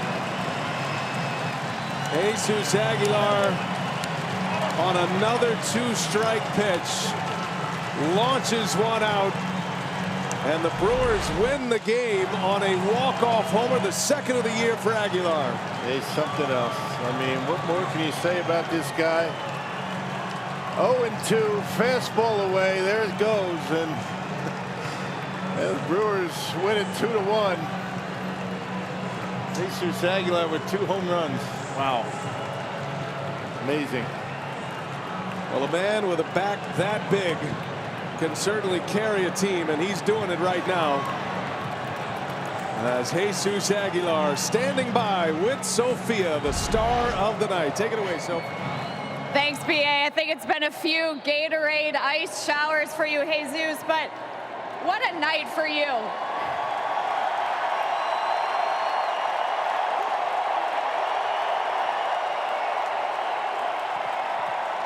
Take me through. We've talked about your success with 2 strikes. What were you looking for in that last at-bat against Bud Norris? First, I just got to say thank you to the fans for that support. Just try to be aggressive in the straight zone.